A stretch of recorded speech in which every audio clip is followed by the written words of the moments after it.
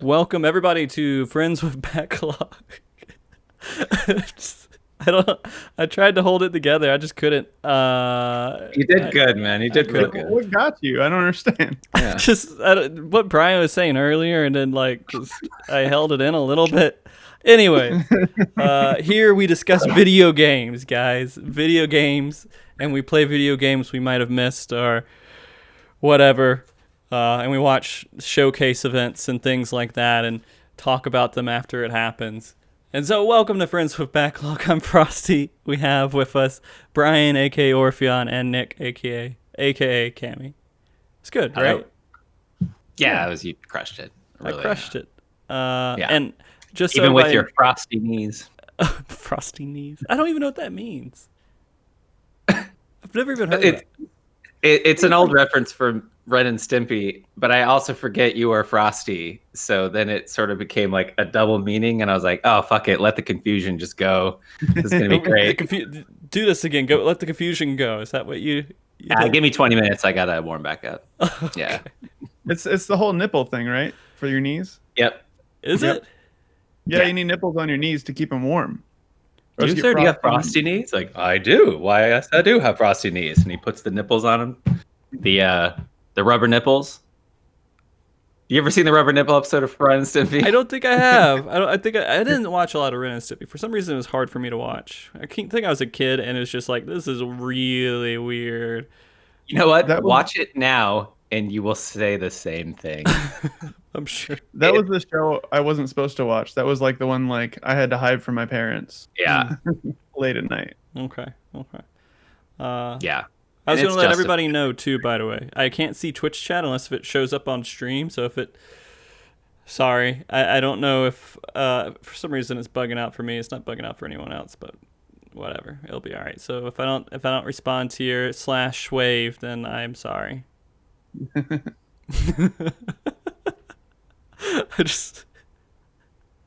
I'm depending on Brian. Brian's going to do it for me. I'll try to monitor it, and I'm sure I'll do it poorly. We'll get one person who will say one thing during the entire show, so it'll be fine. It'll be magnificent. Yeah, it will be. And boy, will we wave hard back. So hard. Circle / or whatever it is. Anyways, last week we decided we were going to play Disco Elysium, and so I spent some time doing it.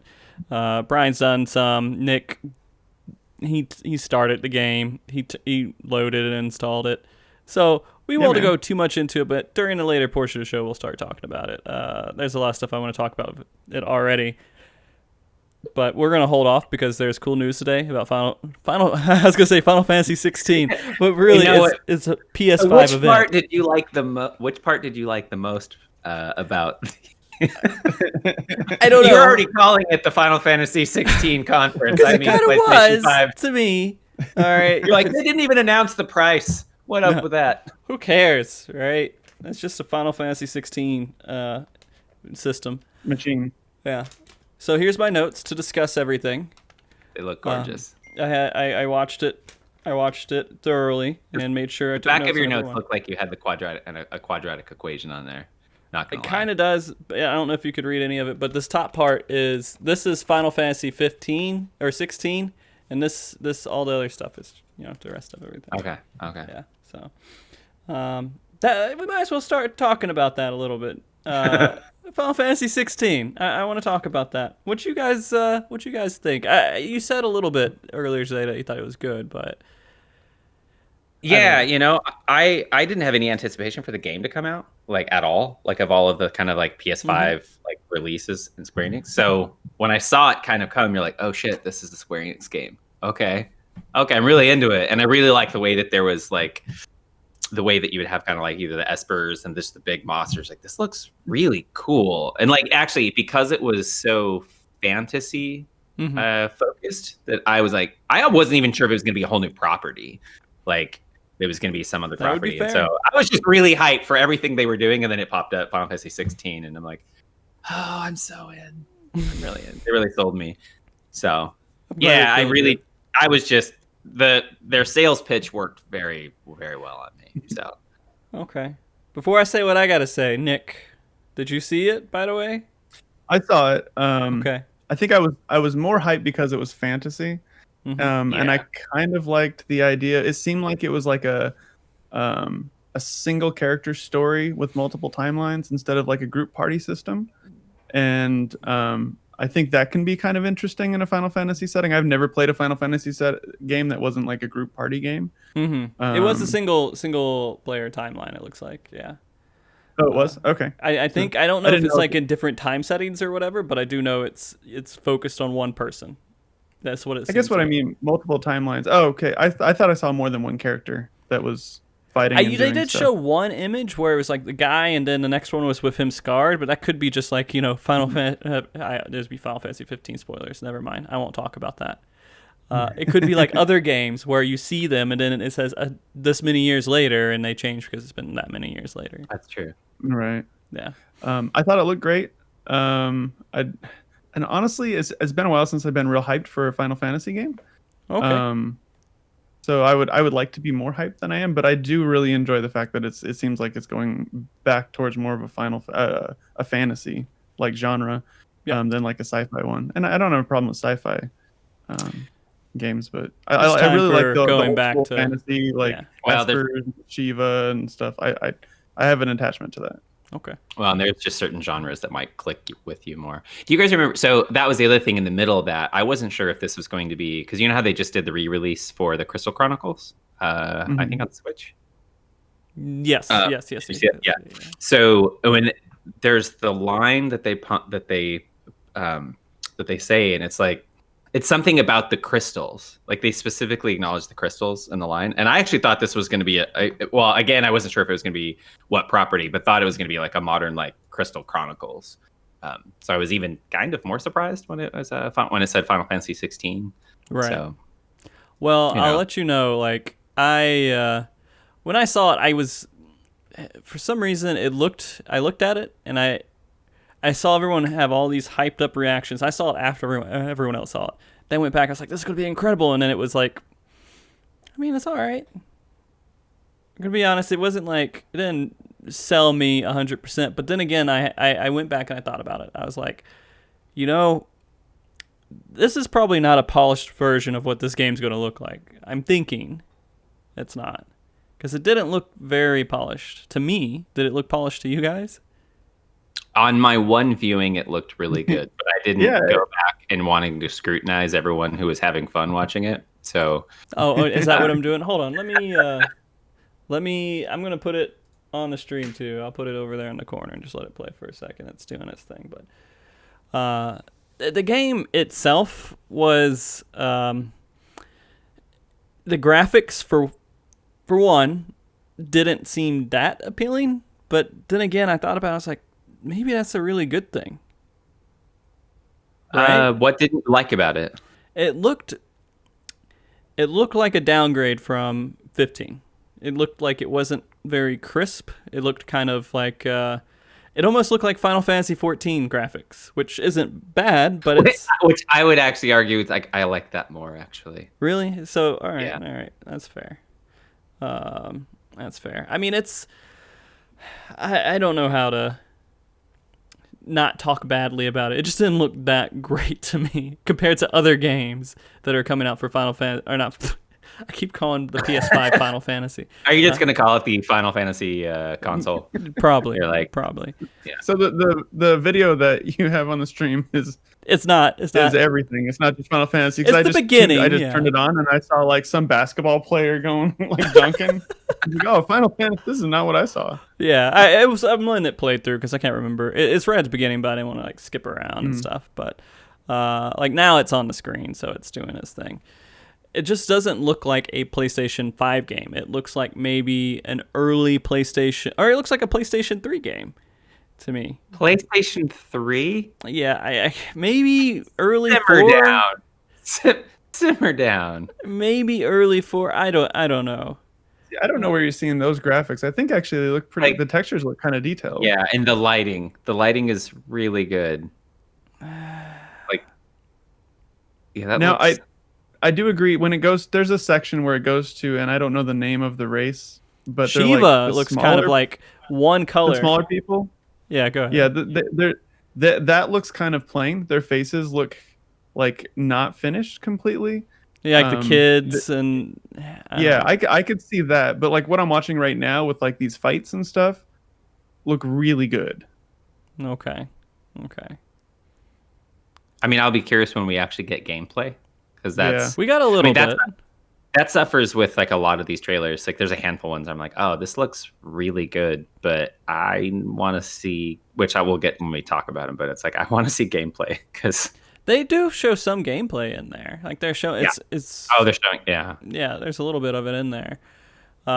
It's basically going to be, and you can see kind of like the sidestepping and stuff where it looks it's definitely a video game the way he's stepping back and forth. I did like the army of chocobos, like the two different armies that were colliding in like a battle of the bastards style, and they had like one of them was riding chocobos to do it. I thought that was cool. I mean, I don't know. It doesn't look that bad, but it doesn't look amazing to me. I guess that's all I want to say, is that it's not like usually in the since Final Fantasy, I guess 7, right? They had a big emphasis on trying to push the limits of graphics, and 7 doesn't look great now, but I mean back then Final Fantasy 7 no, there's nothing looked quite like it. Yeah. So 7 and 8 and 9, they all were around the same, but they had a nice little graphics to it. And then you had 10, which was another breakthrough, amazing graphics. And then it's true. 13 was the next one that was just like really big bombshell. These are amazing graphics. And it doesn't look like they took that step again, which is fine to me, because I don't want them to, and I'm going to pause it here too on whatever, because it's fine to me, because it means they'll focus hopefully on something else besides graphics. Right? Well, right. So the scope may be incredibly large. Like the game might be really, really, really big, which, right, that's the kind of trade-off you have to make, like where spend all the resources of your teams, like really bringing all the textures and all the maps and making everything really, like, to then talk about the next trailer, like the Spider-Man trailer, like when Miles is just walking through the carnival and you're like, oh my dear God, this is incredible. Like the amount of effort they have to take in there has to make the game smaller, right? There's a reason why there's no like Naughty Dog, the Uncharted and all them. They're not like giant open world games. Which there's a little bit, there's just so much work involved. Yeah. Maybe, I don't know. This is just me talking, out of my ass. I mean, this is the entire podcast is us talking out of our ass. So, I mean, that's fair. That's fair. Is there another Final Fantasy that's like a single player, not group style fighting? Yeah, this is single player type fighting, it looks like. It doesn't look like you have a group. It looks like you're just by yourself. Is there another Final Fantasy that does that? Honestly, no, but I mean, it's not like it. They're all kind of going in that direction. Like when I played 15, you can switch characters and stuff, but you're really just playing the same character. To be honest with you, I will say in the trailer where you're fighting what looks like a beholder, the one monster, the one big monster you're fighting. It kind of looks like you're like if Final Fantasy met Dark Souls. You're like, let's combine the two. This is going to be more like Final Fantasy meets Devil May Cry. Wow. I don't know if you guys played that at all. No, I know of it. I do want to play it because it has had a lot of praise, especially with the most recent game. But, I mean, it's just a silly game. It's a silly, I'm going around killing demons and I have fun game. That's it. I just listened to a game developer podcast or a video just recently, and they were talking about how the reason why Devil May Cry existed is a developer who made the game made a mechanic in a previous game he was making where they really liked the it was like accidental mechanics ended up becoming things that like known mechanics, and one was where they were hitting enemies and they were kind of being juggled, and he liked it, but it didn't work for that game, and that ended up being the game for Devil May Cry, Mm. which they ended up. He's like, oh, we really liked it. So like they made Devil May Cry entirely around that juggling mechanic that they liked so much and testing from the previous game. Oh, okay. Oh, so you're actually right. So someone in chat just said that they hired the battle director from Devil May Cry for Final Fantasy 16's combat director. So you nailed it. You nailed that one. Yeah, Rusty. I think I saw that somewhere, so I kind of cheated a little bit. You get okay. That's pretty good. Like, I think that they might have used Devil May Cry. I've heard that somewhere. I don't know. There we go. Yeah, no. But I mean, the combat also looks like Devil May Cry, so it's. There we go. We'll make. I'm trying to do something with chat so it appears somewhere on the screen somehow. There we go. It's like it's behind things and you can't really see it too well, but it's there. I don't. Why are you guys laughing at me? Oh no, I moved everything. I'm actually seeing what's happening on screen, and it is. It looks really good. It is really good. Thanks. I mean, thanks. Like, you know what I could do is I can bring it above Nat's everything. hired for FF. Nice. And then what I'm going to do is I'm going to add a filter to it and make it like maybe the opacity down some. It's like this ghost chat going over everything. Yeah, let's do that. Okay. All right. Looking good. for our like 10 comments that we get every time we do this. Yeah, so it'll slowly build up, and the top one's like from 2 hours ago, and the bottom one is from the end of the show. Okay, but anyways, there's other things about Final Fantasy 16 that. So someone just made a funny point. It's like I can't wait till Devil May Cry Fantasy's Dogma 14 typo comes out. I will say I pre-ordered. I can't even think of the name. Final Fantasy typo negative type 0. And it was one of the greatest disappointments of Square Enix in my whole life. I was just like, I don't care. Like the type 0 7 game? hours of it. Yeah, it's I want to call it like it was type 0. I never played it. It was like type 0 HD. I just remember. Was it? Yeah, it was one of the first games I bought on PlayStation. Okay. But what type PS4. of game is it?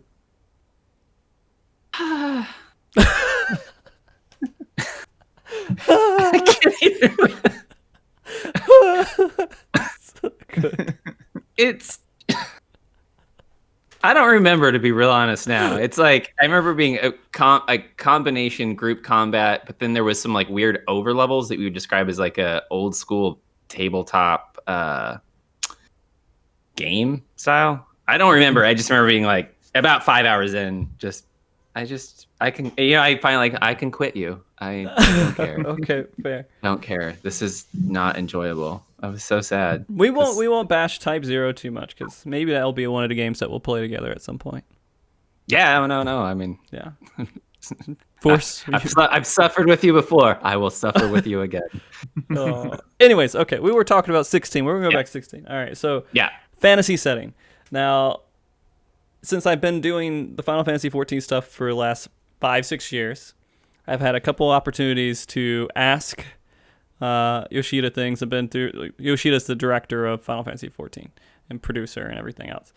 And so he is actually the mother dogs. He's actually the person who's helping develop this game. So the person who is the producer for 14 is also working to make 16 right now. Oh, well, I'm for it. So a lot of people are for it. A lot of people are happy about it. But he also said that he wishes Final Fantasy 16 would go, or not Final Fantasy 16, but he said multiple times he hopes the next Final Fantasy will be a fantasy setting type game and not futuristic and sci-fi. He wants to go back to the more fantasy elements of Final Fantasy. And so he did it, and this is exactly what he's producing with it. And so there you go, guys. Final Fantasy 14 made you excited for another game. That's don't frame it like that. Mark. Don't frame it like that. My community, my world is producing something good for you, so you should be grateful. I am very grateful. But if you told me Final Fantasy 16 is going to take me like 500 hours to play and beat, I might be like, I don't know. Yeah. So I enjoy that as kind of a fantasy element, and it's weird. It looks, I don't know. It's really hard to describe. Looking at it, a lot of stuff is already really familiar with me because I have it in front of my face every single day with Shiva and all that stuff. Like, that's just commonplace for a game that I play all the time. And so it didn't seem like super exciting. I think that might have been what took it away a little bit from me, is because everything I was seeing on screen, it looked very familiar and stuff that I'm very used to. Yeah, and from my point of view, it was pretty unfamiliar in a lot of ways. I mean, like, so it's familiar because we know a lot of the main, like, the big canon Final Fantasy points that are in everything. But in just terms of the way that it was constructed, I was like, yeah, I want to play that. That looks great. You know, like, I'm excited to play that game. Yeah. And a lot of people are excited from what I've seen on Twitter and everything else. And I think it's going to be a really awesome game. And I'm happy they're going back, because what was the last one they did in a strictly fantasy type element? Was that 12? 12 was pretty fantasy, right? So we can. I don't know. The last one I played was 9, and 9 was 9 is the last fantasy. true fantasy that I remember, Okay. but I don't remember if 9. I do remember having city elements in it, like with sewers and stuff. I mean, you should have some city in some level, yeah. Even not saying you can't, but it seemed like it was more no sewers in 9, right? They didn't have sewers in 9. But no, keep going. Sorry. Wait, didn't they have a gun in 12? You can still have guns back in fantasy settings too. In medieval times, in fantasy settings, can have guns. I feel like that's kind of you're starting to breach the line of fantasy when you're adding in, like, because then you start getting in, right? Because then you're gonna have guns, and then it's like how much you can have like steam technology. Now you're getting into like steampunk, and you don't think that this one will? I have no idea. Could. Yeah, it very well could. Yeah. You know, it's probably going to be mostly crystal punk. yeah, they're going to hone in on that genre. They did, yeah. Those guys like their jackets too. The guys always have like puffy, like cool jackets, like for air fighters or something. Yeah, that's true. But I will say the one thing that I did notice too is also that it was simulated on a PC. They had a message that says simulated on PC for PS5. Oh. So this game isn't coming out for a while. Yeah, that makes sense. I was like, isn't it normally the inverse of that, where the consoles always work really good, and then they port over trash that doesn't get fixed until fans do a ton of work on their own? Like, it's... I don't know. Maybe the development kit was on PC or something. I don't know how that worked. But they did include that message in there. Had to be a good point to it. But they said that they'll have more information in 2021 too. I think that's the other thing. So we're looking maybe 2022, I think, for that game. Really? I think that game isn't coming out before 2022. That's pretty impressive if they'll wait that long. Because, like, right, most of the games that were showcased today, like, are going to be released by, assuming things aren't pushed back, like, at least early 2021, mid 2021, right? Well, that was the impression I got from them, but a lot of games for Final Fantasy at least are announced really early, and they take a while before they are actually. Well, that's true. Do you remember what is Elder Scrolls? What was the name of the new one? And all they did was just have like the fly. Oh. Well, it's the one after Skyrim, so it's like Elder Scrolls. I didn't even know they had a name for it. I think they just said 6. Yeah, I don't know. Elder Maybe Scrolls. They had a name.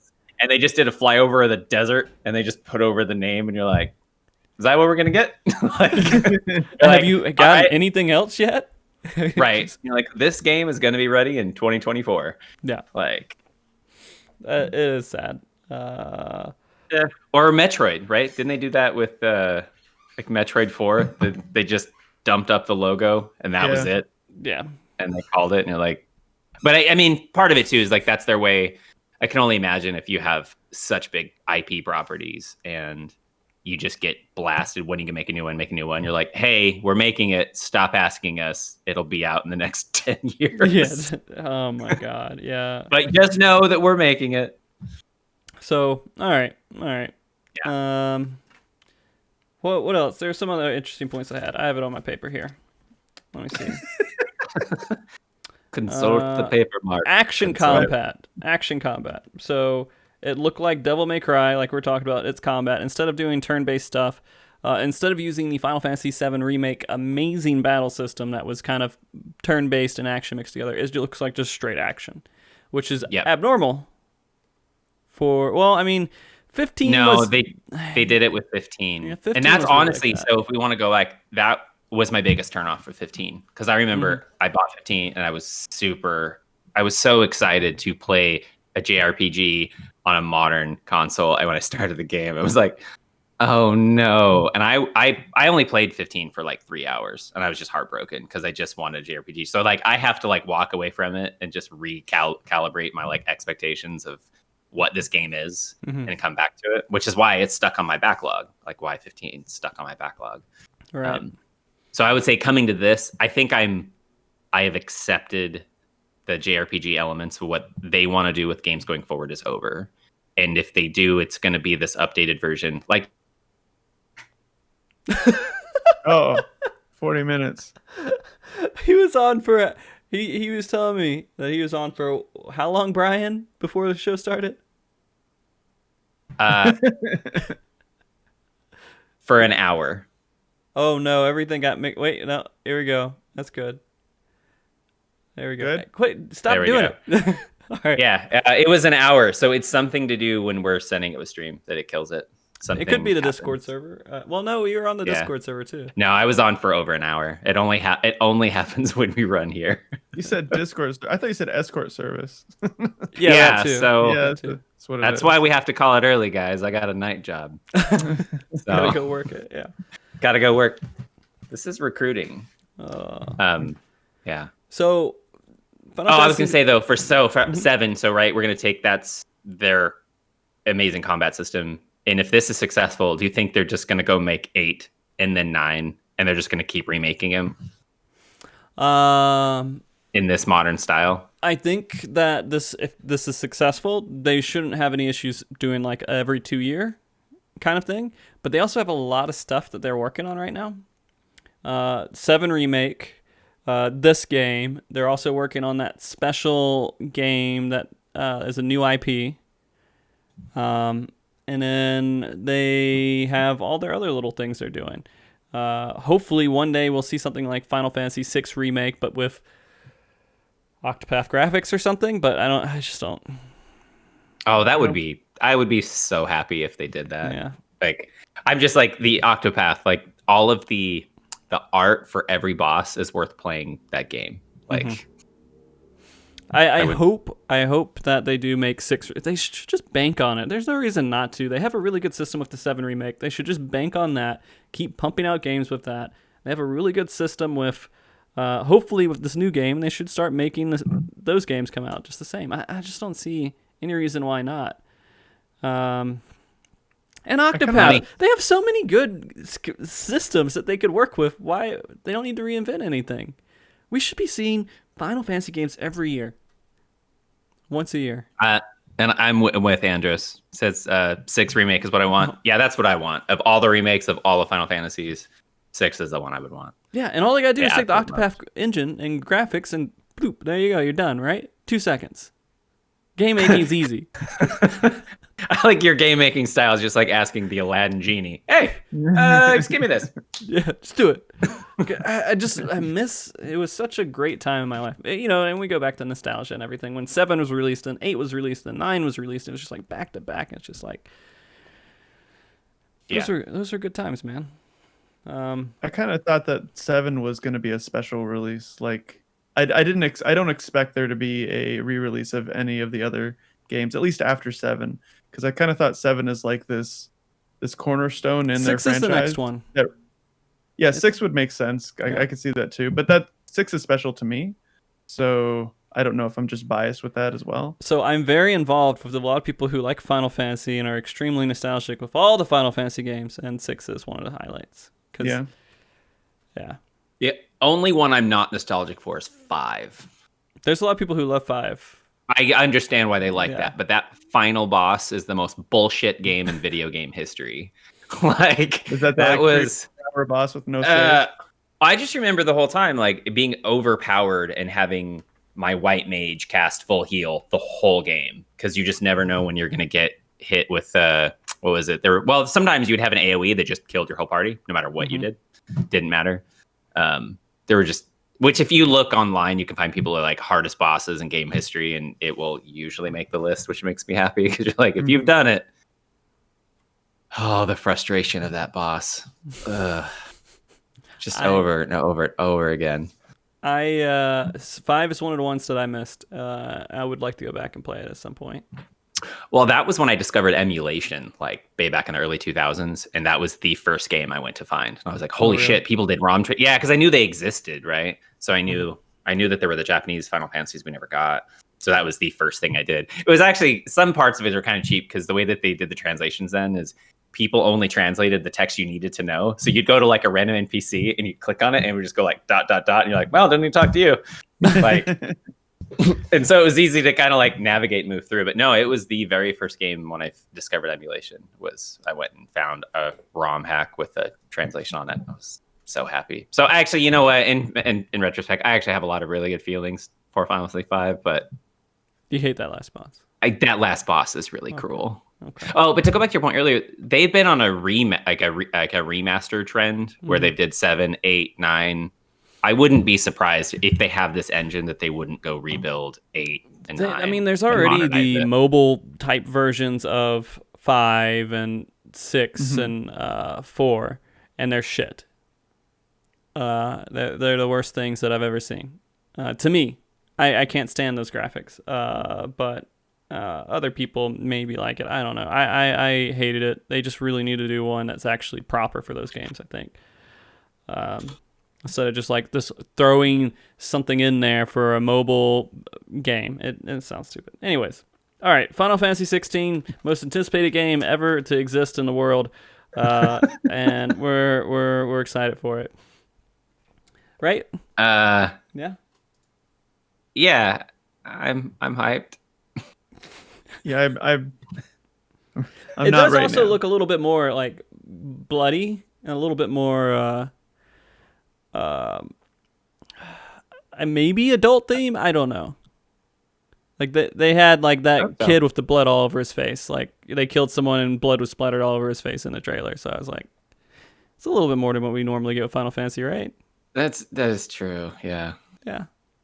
I mean, they really like melodramatic. I guess now they're like, we need to do the next step of melodramatic with kid with blood on his face. Yeah. Yeah. And I guess of the three of us, I'm probably looking forward to it the most. But what the fuck you just say? Of the new game, I'm looking forward to it the most. Since Nick's in the meth train. Even if I have criticisms, it doesn't mean that I'm not looking forward to it more than you are. You sound like if you platinum this, it'll be a hate platinum. I think I'm going to really like the game. And the only reason why is because my boy Yoshida P is producing it. He's going to be doing it, and I have a huge attachment because I've met him multiple times in person and had private interviews with him, and he's a cool guy. He's like one of the coolest people I've ever talked to in the video game industry. Yeah. So it's personal to me. Shut the fuck up. I'm happy for you, Mark. I'm glad. I'm glad you're happy for me. This next one on my list here is Spider-Man. Spider-Man. It is 5 potatoes. Wrong list. So Spider-Man. Yeah. This is something that I didn't even write notes down. I just put question mark thoughts because I figured you guys would carry that conversation 100%. Well, so considering your experience, what did you feel about the first Spider-Man game for PlayStation 4? You know I haven't played it yet.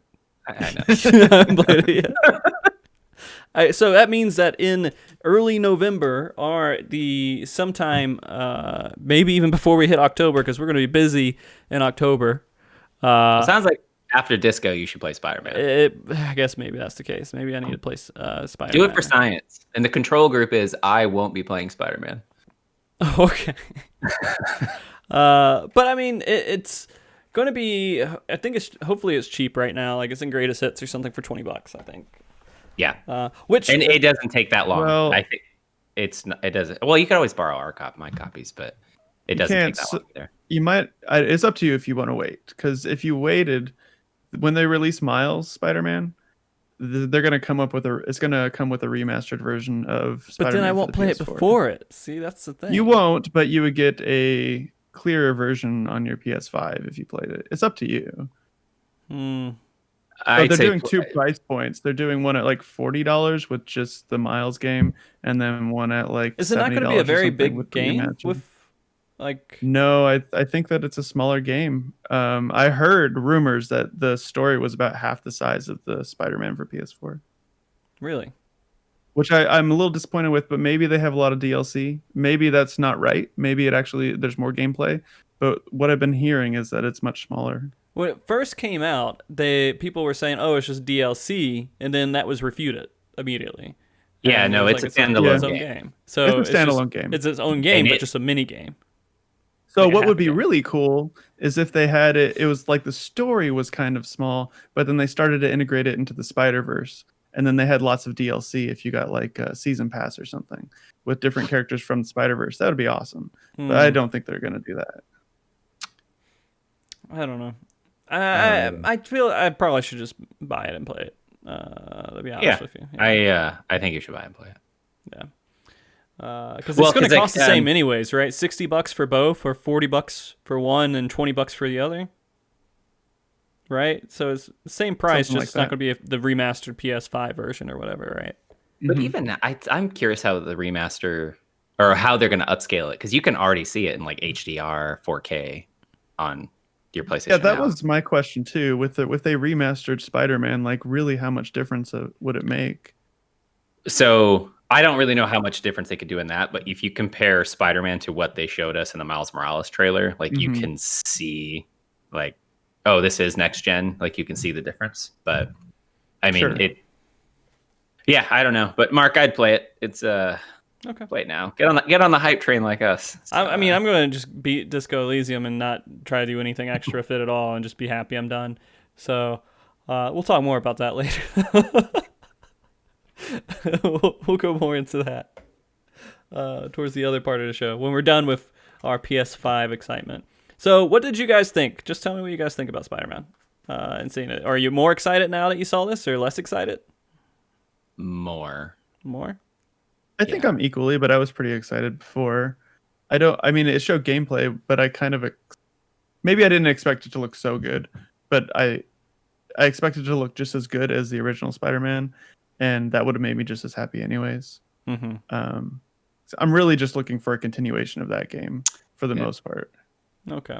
Yeah, that's where I'm at. I would say of all of every title that's coming out for next gen, this is the one I wanted the most. That's why I told you guys. I'm like, shit, if they had announced the price was $1,000 and the only game I would get is the Miles Morales Spider-Man game for the first 6 months. 20 hours of that, yeah. Yeah, I'm like, that's all I get for the first 6 months of this game. I would do that, especially during quarantine. Like, I would. So, yeah. No, I was really impressed with that because they showed that semi cutscene of them just walking together, and that like festival like area. Yeah, I'm watching it right now. Yeah. And it's just really impressive. It is. I'm curious on where the story goes, because part of the reason why I liked Spider-Man was because I really enjoyed the story, and I liked every direction that it took. And it highly catered to like Spider-Man fans. There was like all of this stuff all over it that if you've been paying attention to Spider-Man for years and years, you just got all giddy inside when you saw something pop on screen. What if you haven't been paying attention to Spider-Man? I think you still enjoy it. Okay. Absolutely. It's just like little Easter eggs. So I would say the level, for clarification, Nick, you are a super Spider-Man person. Yes. Like, how many Spider-Man comics do you own? A couple hundred, maybe like 500 or 600 or something like that. Yeah. So he's a lot. I would say I don't own any. I'm in the middle. I understand the movies. I like the property. It's all fine. I mean, I'm on the same page with you, Brian, to be honest with you. Yeah. I mean, like, for me now, knowing the Spider-Man origin story is like knowing. Actually, we probably know like our founding fathers, like the founding father stories. I'm like, I don't really know their stuff as well as we all know Spider-Man's origin story. Like, it's now part of Americana. Right. Yeah. But I would say to get to his to piggyback off Nick's point, the writing choices in the movie across the board are really, really, really well done. Like they're really subtle while acknowledging the property you all know, but tweaking it a little bit. And what I would say that the best writing choices they made, all of the villains, you understand why everyone's doing everything, and you don't feel like it's bullshit. You're like, oh yeah, I understand why this person is like behaving in the way they're behaving, even if it's quote villainy. You know, they just happen to be it's like a perspective thing, right? Like the best villains, you tend to be like, well, I actually really understand your perspective, but you're just doing really bad stuff, and it's not right. Mustachioed man villainy for villainy sake. Yeah. And they made characters like Rhino and Vulture, who I've never gave a shit about, and I felt they placed them in this universe. You're like, this is actually pretty cool, and I never thought I would say that in my entire life. So okay. No. And then the Black Cat, she just like comes in as like fire. Like, I'm really curious on what they do with the story. I might be disappointed if they don't implement certain elements that were revealed at the end of Spider-Man, because they totally set it up for a sequel, and this doesn't look like that sequel. It looks like a completely different story. It kind of looks like a cyberpunk expansion to well, I mean, the electricity and stuff is just Miles's powers. That's Miles' power. Yeah, I know, but it's all the bad guys have the little purple stuff, and well, that was ish kind of what happened in the last one too. As you fight like higher level characters, they get more technology, and they get I mean, it's a superhero world, so you're gonna get superhero weapons. They're gonna fight superheroes with laser, cyber. Yeah, basically. Stuff, yeah.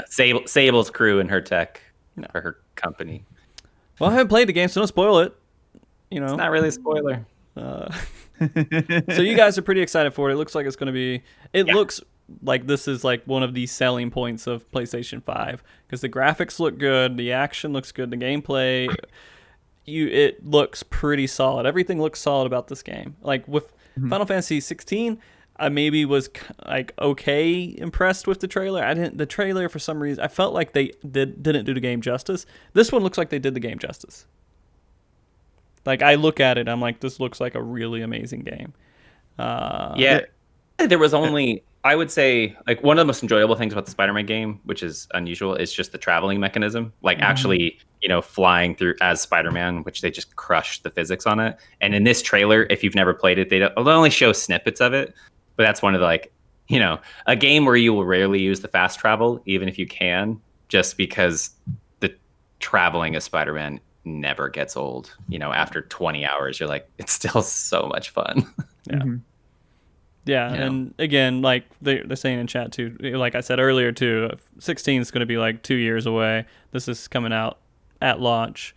So this one's way more polished than I think 16 is right now. So that's true. Well, this is supposed to be a guaranteed launch title. Yeah. So I'm excited for it. Maybe I'll just that's the next thing. Like you said, after Disco Elysium, I might as well do that, because I'll probably want to play something else besides Disco Elysium. Talking? Yeah. We're not going to talk about it just yet. We'll get into it. Because I'll get into it. That is definitely one of the points I need help with in this game, and we'll get into it, but the talking. Yeah. All right, so we're all happy for Spider-Man. We're all excited for it. You guys are probably 10 times more excited because you played the other game and you love that game more than anything. But that is a placeholder until you play the game, and then you can reevaluate your hype cycle. Yeah. Then I'll say, oh, wow, I'm actually excited now. It does say holiday 2020, so... When they made the placard, they didn't have a release date. That's why. It's been confirmed it'll come out on the 12th. They did that on Twitter today, I think. Yeah, okay. But they also didn't know when, because we didn't know until earlier today when PlayStation was going to come out. So the next thing that is shown directly in this trailer that I feel like is worth talking about, which is kind of crazy, is the Hogwarts game. Yep. And to me, it looks like Hogwarts Skyrim a little bit. Honestly, I'm a little hype about this game, and I think I am the least Harry Potter fan in this group. Okay. But I think that there's so much they could do with this game if it is like an open world type Hogwarts game. I mean, in that world, it's just pretty detailed. I think you can And what I also read that each you pick a house and each house has a different storyline. So not only, if that's true, not only do you have like one exploration area you can go into, it has a lot of replay value. It's gonna be a fun game for you to platinum, Nick. That's for sure. Yeah. Play it 4 times. Oh, Play man. it 4 times. Yeah, I thought of that immediately when I was like, "Oh, you're gonna pick the houses and you're gonna have to play all 4." Okay, I'm in. Yeah, the alchemy. Do you and have creatures. to? So like, is this going to be this detailed? Is this going to be a PlayStation only game? I doubt it. It could be. If it is, you got to play. How many PlayStations are you going to have to own so everyone can play it at the same time? Because I don't think your wife would want to wait to play it. This is a game I think that she would really want to play. To be honest with you, that is true. I haven't told her yet, but she would want to play this. Yeah, she would probably love to play this. I don't see any reason why. I thought of your wife as well when I saw that. Oh, someone asked a good question. Said, "Do they think this is going to be MMO?" What I would think so. No. No. I think it's going to be like Skyrim. If this is incredibly successful, they will find a way to turn it into an MMO. Yeah, it's possible. That's why like Elder Scrolls Online is incredibly profitable and arguably what's been holding back them making another single player game. I mean, the same thing's happened with GTA 5, right? I thought it was a completely different developer who did Elder Scrolls Online. Well, but it's the way that they're holding their properties. Like, because like when would Skyrim come out? You know, like it's going to be like a 10-year cycle. But I've known that with like GTA. The GTA Online is so successful that it's what's been that's for sure. likely like holding back making single player games. Yeah. But if it makes a fortune, they might try to find a way to turn it into MMO. Yeah, because I mean that if you can make it online in some fashion, like GTA did it perfectly. GTA made a game that they could add multiplayer in, and then just make a couple extra assets and just get money, just like print money. That's all they're doing with that game is just printing it with all the little stuff that you can buy. The money, you buy money in the game, and it's I don't know. I never got into it, but they definitely make way more money than they should. That's in my opinion, though. With this game, MMO-wise, I can see it going for MMO, but it seems what I thought was interesting about it was how they made it like you're going to Hogwarts. It's not you're playing Harry Potter's story. Yeah. You're going to Hogwarts. And I feel like that's actually the perfect setting for the whole Harry Potter universe and going forward with video games and everything else. It's not just basing on that story. And if they can get, the creator as far away from that game as possible, it might be a good thing as well. Yeah. She's kind of messed up recently. And I don't know how she would hold PR-wise being attached to this game. Well, it's sort of how big is the property? Like, can the property outlive her? Maybe. It might be too big. I mean, right, Harry Potter is one of the cornerstone, IPs of the world now. So it's so crazy what has happened with her in comparison to Tolkien. Like these people who have created these huge stories everyone follows and everything else. But for some reason, she just took. It's because this is a product of the modern age, right? Like, we don't know if Tolkien was tweeting, we might have been like, "Holy shit, he is so racist." Yeah, I mean, that could have been. We don't know, And then you look back on a lot of authors and really big figures, like, Well, you go back to like the Lovecraft stuff, right? And yeah. Oh, Lovecraft is the worst. Yeah, if he was tweeting back then, he would have been canceled like very quickly. He would have discovered Twitter. Oh, what's this? And in 20 hours, be like, oh, I just got canceled. What happened? Yeah. It's like, oh, yeah, he's pretty racist. But he was pretty bad. I mean, yeah, this is a product of the modern era. Like, how many? That's a good point.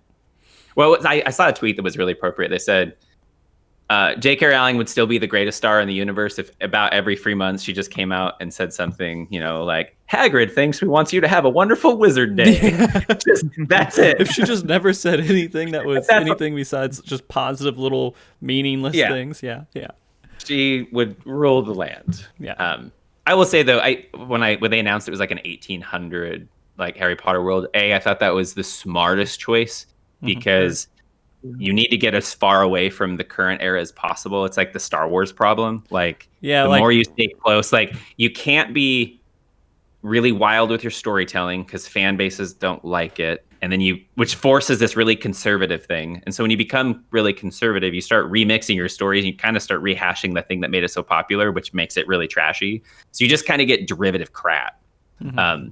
But going like way back to the 1800s. Like Mandarin. Mandalorian. Sorry, not Mandarin. The Mandalorian. The Mandalorian, did that, right?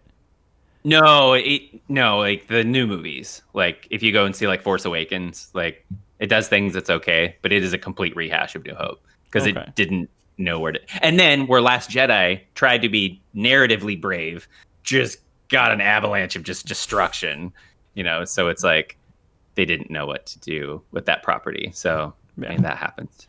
Yeah, and I thought it was smart to go way back then because you can just take the universe, tell your story, and just really immerse yourself, but not have the baggage of all the modern stuff. As long as they have toilets at this point of the story and timeline, it's good.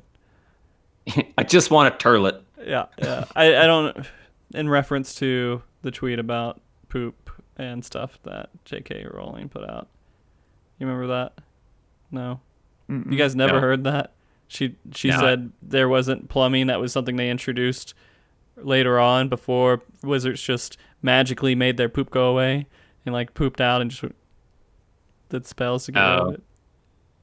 Okay, so you're telling me right now if you had a magic wand and knew the spell and you were sitting there right now that you just went into your floor and just took a nice dump and you just got rid of it, you wouldn't do it? I wouldn't say that was any part of a story because it wouldn't have had literally anything of value, I think, but no, I mean, no, you're right. That would be something. And I don't know why they got rid of it and they added plumbing. I mean, plumbing is a novel thing, but maybe maybe that's what it really is. They just really good wizards know how to get rid of their poop. Seems like an odd detail. I'm going, you know what? The world needs to know this. That's exactly my wizard verse. Yeah. I don't know. I'm excited for it. I looked at it. Usually when Harry Potter games come out, I'm like, I don't really give a shit. I look at it, I'm like, all right, cool. Well, they've been historically terrible. They look terrible to me. I don't know. I just look at them and I feel like this is just one of those things. Oh, people are going to play it because it's Harry Potter, not because it's a good game. This actually looks like it may be a good game.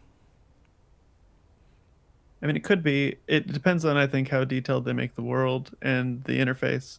It's like if they really made like a detailed alchemy system and they had like in-depth like creature like Pokemon-esque like game, or like at least like a discovery, the creature like, taming system. stuff. Yeah.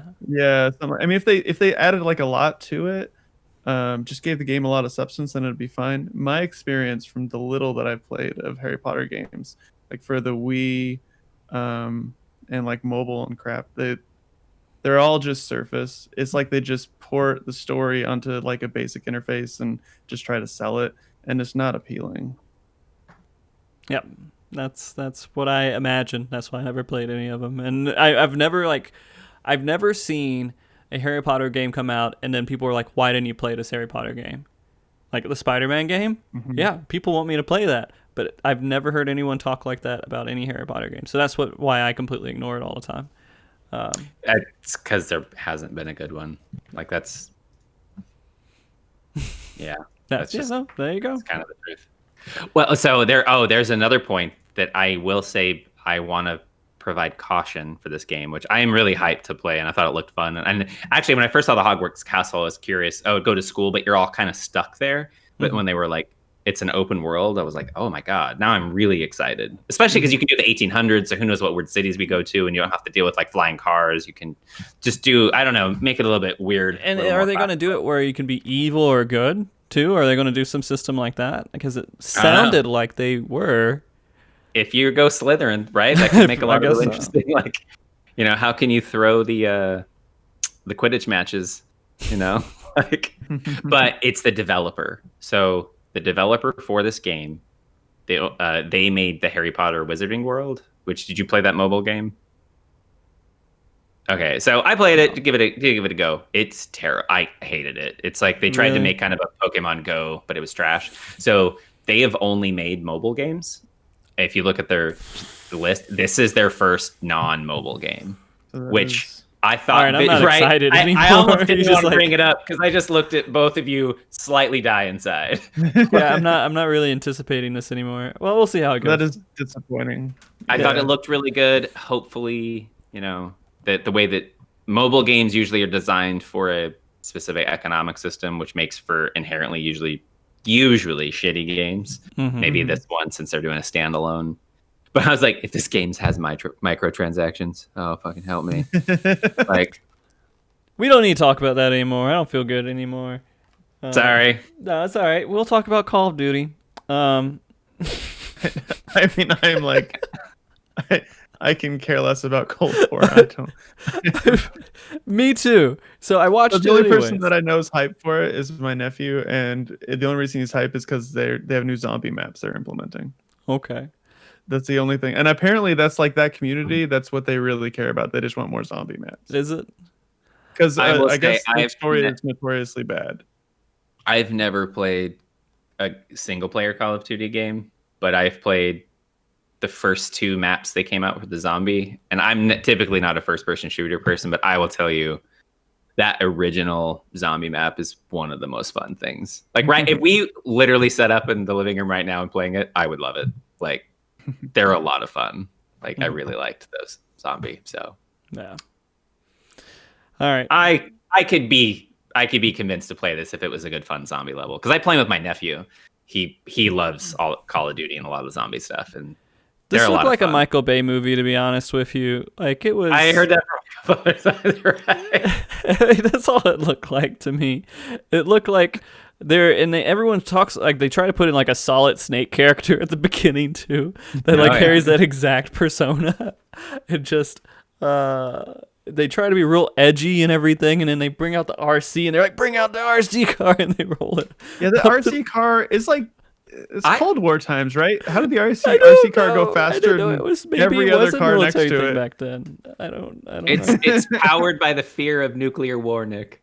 I have no clue. And you can, all the stuff they do is just all this, like, I don't mind it. It's kind of stuff that I like, but you can tell they're just trying too hard with it.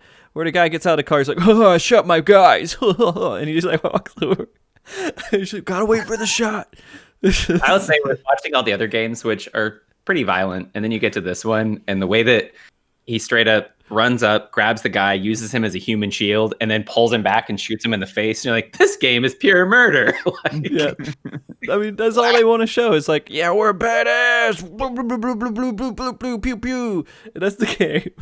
And he's like running. There's 50 people shooting at him. And he's just kind of like, yeah, I'm all right. He's just like shooting everyone else. It looked like a really bad action movie is what it looked like. Yeah. It looks like a really bad action movie. And also, I was surprised if you had told me that was a PlayStation 4 game, because the other ones you could tell, you're like, oh, these are different. This is one I kind of thought looked like a PS4 game.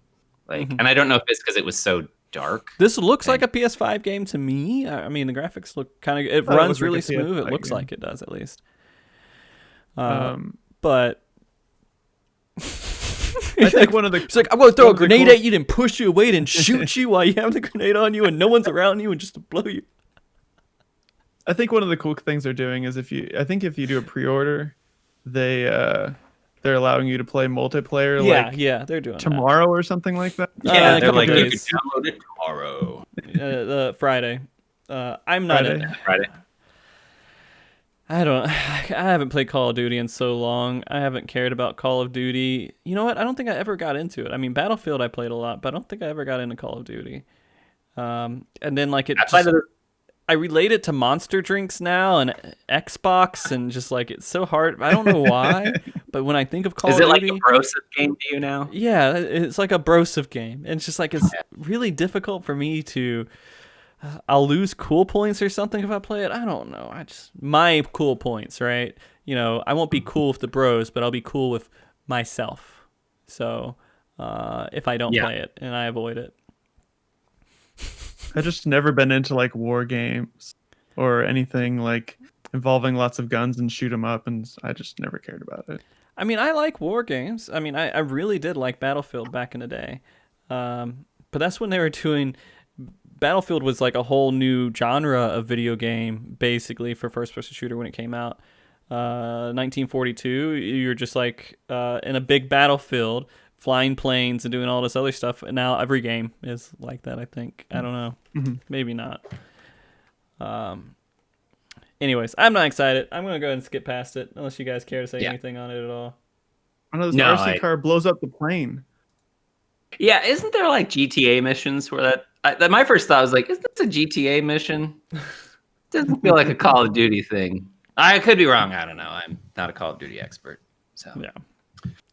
One after that is Resident Evil 8. So you both have a lot more to say about this than I do. The only thing that I thought was notable was it looked like they're changing their universe a little bit. It looked more culty than like zombie-y, and it's closer to 7. Than any of the other ones. So I haven't played 7. Yeah, which is on our list for October, so we'll play that. So that's fine. Yeah. Yeah, I'm hyped. I mean, I'm interested. Because I saw they did a teaser trailer for it like a month ago, I think. A while back. I don't know how long ago it was. And you got a little bit more out of that. I'm still not sure. Where's the setting of this? In a village. Okay. Okay. I mean, I don't always village, but when I do, I can Resident Evil. It's like a old 1980s, 1990s village. It may be during modern time, but just like the village itself is like a really old looking, like early English village thing. That's what I thought. Did you just say 1980s? Like back in the 80s when everyone lived in villages? I did, didn't I? I got a hair. I was like, I thought it was like more like a 1800s, 1900s. 18th century. Yeah. I'm interested about that because not that I'm like, I don't really care that much about the Resident Evil lore, but I am kind of curious, however, how they're going to connect this to the larger lore. It looks like it's more of a modern, it's in the modern universe, but like where they're at is some old culty, weird old place. Yeah. I don't know. So what the idea reminded me of is the Paranormal Activity movies, how those started off like ghost movies and then they ended up like as like these cults. I didn't know if they were going like a similar route. This is definitely cultish. Yeah, it definitely looks like that. Yeah. What is with these Coraline like Tim Burton cutscenes they have in the middle of it too? It kind of caught me off guard. So I don't know. I think that's just, it's only there for story effects. Like you're gonna have probably a little cutscene like, this is the story of the village, and you know they go through that whole thing and try to be neat, and you know just like they did in Nier. Nier had stuff kind of like that, but it wasn't like the And so it's just their way to show a story. It'd be cool if they do like a little 2D mission or something where you actually go through and but no, they're not doing that. I like it. And I mean, Tim Burton aesthetics or whatever is actually probably proper for this. Maybe a little too cheery. I don't know. Tim Burton always has a little bit of positivity behind his stuff, I think. Right? Am I wrong? There's definitely a playfulness to his style. It's dark, but it's playful. And Resident Evil usually doesn't. Unless if it's Thomas the Train and you modded it. But I mean... That's true. I think that it usually tries to be kind of serious in its horror action stuff, but yeah, I mean, playing the 2 I played this summer, I can't even think of a joke that they made on purpose. Yeah, there was the only joke is if you go back to Resident Evil 1 and you watch those cuts, the little movies they made back at the beginning of. They're so bad. Which is actually, I just saw a thing. I was reading that Resident Evil book that the guy who did the voice acting for it, like way back in the way, didn't even know about it till like decades later. He was like, he like found the street. Hey, I've seen you in a video game. A what? What was the video game? Yeah, and then it was just recently. It was like 2016. He said one person. He's like, I think Australian. He's like one person recognized me in like 20 years ago, and never again until recently. Then I saw us, and he was like, "Oh, I'm in a video game, and that's my voice." And that they actually explain why the voice acting is so bad, because he explains it that there was, when they were recording it, it was like all these mistranslations. Like, you know, it reminded me of the Lost in Translation. You know, the director gets up there and gives you this 10-minute speech, and it's like, says more intensity. It's like, what? So there was a lot of just really back and forth translation issues with trying to communicate it. And so it like made sense to explain it because you're like, they're not bad. It's like they just grabbed someone. If you grab someone off the street and just said, "Hey, will you read this to me?" Just no reason, just read this. It would sound better, like than what they did. Oh god! All right, I'm excited for it though. I mean, this is the next horror game, and I think it comes out. When does it come out? I don't know if they give a date. I think early 2021. 2021 is going to be a crazy year, I think, for video games. Yeah. Hopefully it'll be a positive year, right? Hopefully we're going to end 2020 at a pretty... I'm hoping for... Yeah, it says 2021. I'm hoping that it... 2020 ends really well. You know? I'm hoping it does. Yeah. We've got 2 months to figure it out. Like, got 2 months. In 2 months, we'll find out how. And then we're gonna know if it. It's gonna be like the election day is gonna turn into like Groundhog's Day, and instead of like 6 months more winter, it's like, well, 6 more years of quarantine. we're screwed for quite a while. Anyways, all right, Resident Evil 8. Next, I didn't care about this game at all. Which Fortnite? Deathloop. Oh, Deathloop. Fortnite, yeah. I didn't even write it down. I skipped it completely. Why don't you even advertise? Oh, wow, Fortnite. It's on everything. You can play it on your cell phone. No one cares. Actually, people can't get... Is it a... Did the lawsuit still happen where you can't download Fortnite on Apple devices right now? I think that's actually true. You're right. It might not be on Apple anymore, but I agree. It's like, it's the game that took over the gaming world, but yeah, it's just a game everywhere. It's just like a web browser now. It just you want to play Fortnite?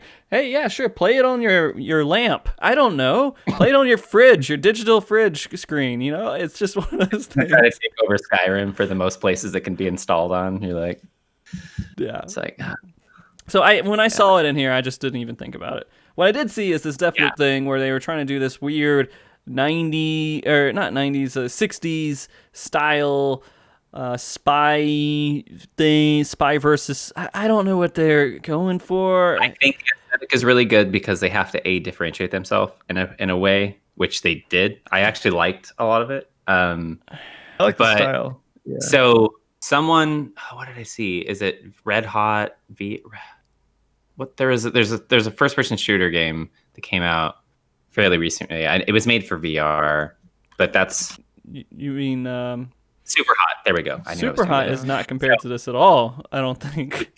So I don't play this game, but what I was reading were the Super Hot fans were very hyped for this. So that's all I can say. But I typically don't play shooter games, so it's hard for me to get into it. But I know that's. I think it was one of the best VR games that was ever made for VR. I mean, it's a good game outside VR from what I hear too. But in VR, it was. I didn't want to stop playing it. I had a lot of fun with it. This didn't look like that. I thought that this seemed like Outer Wilds. I know it doesn't, but it seemed like Outer Wilds. But instead of exploration, it was just shooting. Because the concept of this game, right, is that you have all these big baddies, and you need to kind of kill them all to stop the loop. So it's kind of the same thing. You just have to figure out and you keep resetting over and over again and getting better. It's kind of the same thing that happens in Outer Wilds. I can't wait till this game's going to be like 2021's Game of the Year as a mark. You're going to have like... We go back to this clip and it's just like, look how stupid he was. When that was the game I said was the biggest trash fire of the whole conference. I just look at it and it's just like, wow, this isn't appealing to me at all. Like I look at it and nothing about it, so I'm thinking, oh, I want to play this game. This is more appealing to me than Call of Duty. Okay, maybe you're right. Maybe you're right about that. Call of Duty might be a little bit of a downgrade from this, but we'll see. The wolf looks like a Mog head. By the way, my character in Final Fantasy 14 is just a Mog. I have a Moogle head, and I don't wear a helmet. It's just like those. I guess I don't want to compare it to mascots. All right, mascots. They have the heads on. It's just like a Moogle mascot head, and I just wear that all the time. Right. Do you also have instead of a sword, you have a big number one foam, number one Moogle? Yeah. Well, So this is everyone that's watching this. The two people on this show, Brian and Nick, don't know a lot about my Final Fantasy 14 life. So I have to explain these little inside things to them every once in a while. So you have to excuse me. I love it. I'm glad that you're sharing your mascot head. It's great. Anyways, I don't. Anything else you want to say about Deathloop? Because I don't care. No, I'm good. Get rid of it. Yeah. I hope people like it. I hope people like it. You're right. I hope people. And I hope it's a game that you. I really hope that it's a game that's really great, that you really like it, so we can have this moment. That will be. I mean, it's happened before. I mean, there's been games that like I thought were going to be horrible and they weren't. So it's possible. Which is one of my greatest gaming feelings. Thinking you're going to play something that is awful and it turns out to be like a breath of fresh. Same with movies. When you're like, this is just trash, and then you're like, wow, that was really good. Yeah, that really surprised me. So, this next one, Devil May Cry. You guys don't really think too much about it because you've never played it. Devil May Cry 5 was extremely popular with a lot of people. I haven't played it myself, but there's such a huge fan base behind it now that I feel like that's going to be one of our games that we probably need to put on our backlog. okay. It's an action game. It's silly. It looks like it's fun. It deals with demons and hell and all that wonderful stuff. So I think it's worth giving. Is it weird that they're showcasing a special edition in the PS Showcase? It's not a new game. It's just a special edition of an old game. People are excited if there's like a if there's a game that people really like and it hasn't had any information recently, and they're like, we're going to re-release it and it's going to have extras, they're going to be excited for it, and that's just what it is. Yeah. Right, because I was curious, if you're Sony, right? Let's imagine we were putting this together, the showcase. We're going to go find every developer that has active games. We may only have 20 or 25, and you're like, well, we can't do Fortnite 5 times.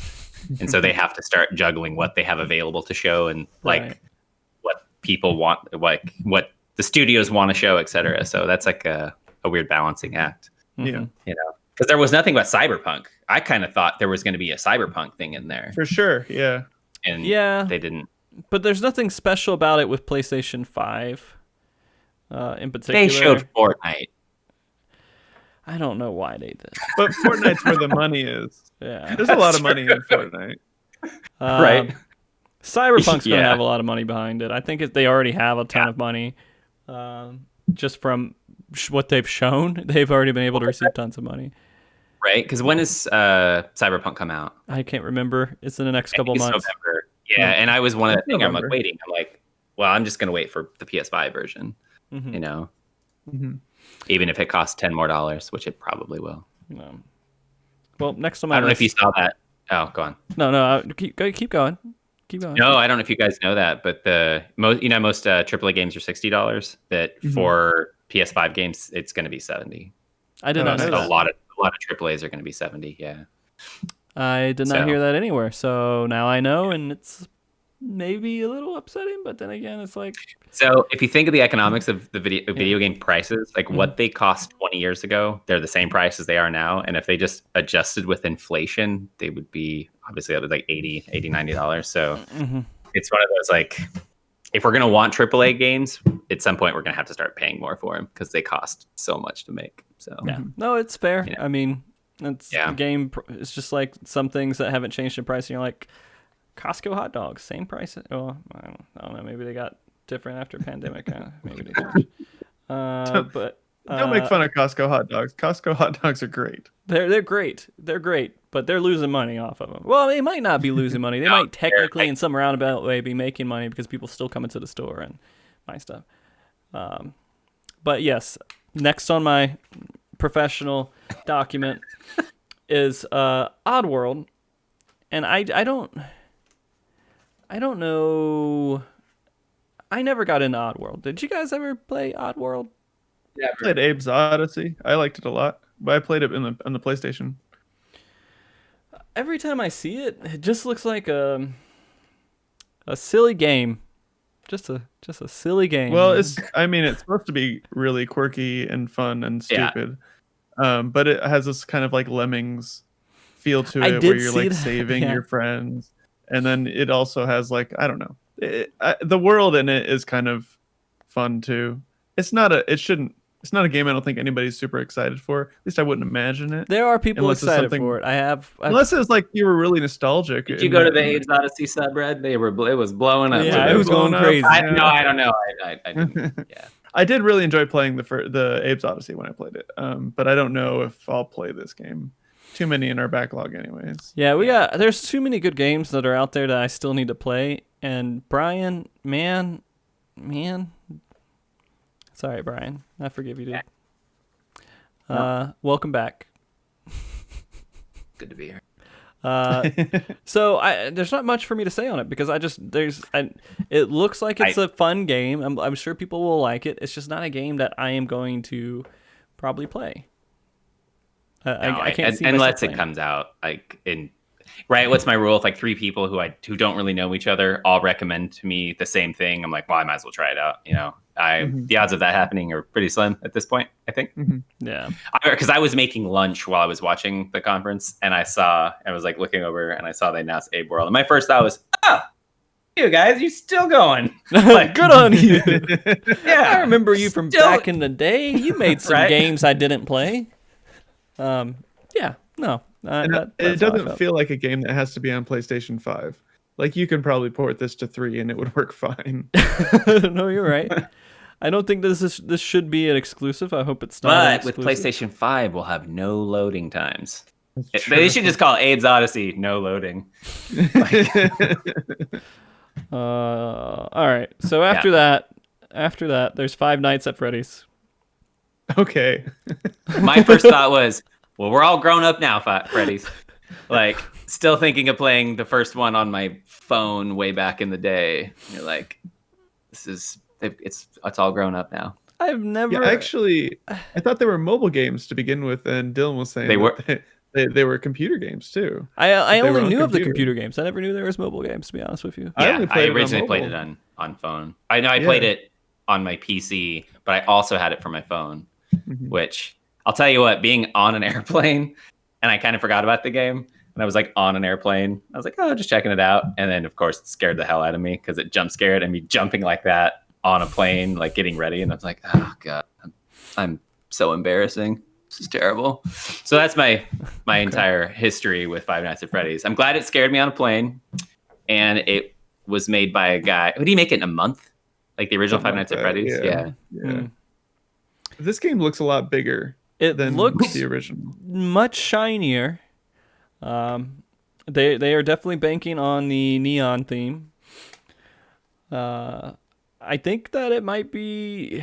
I don't know. I can't say it for some reason. I don't know. And you know how I was talking about Call of Duty's like monsters and monster drinks and Xbox. When I look at this one, it's like guys in fedora hats and lack of deodorant.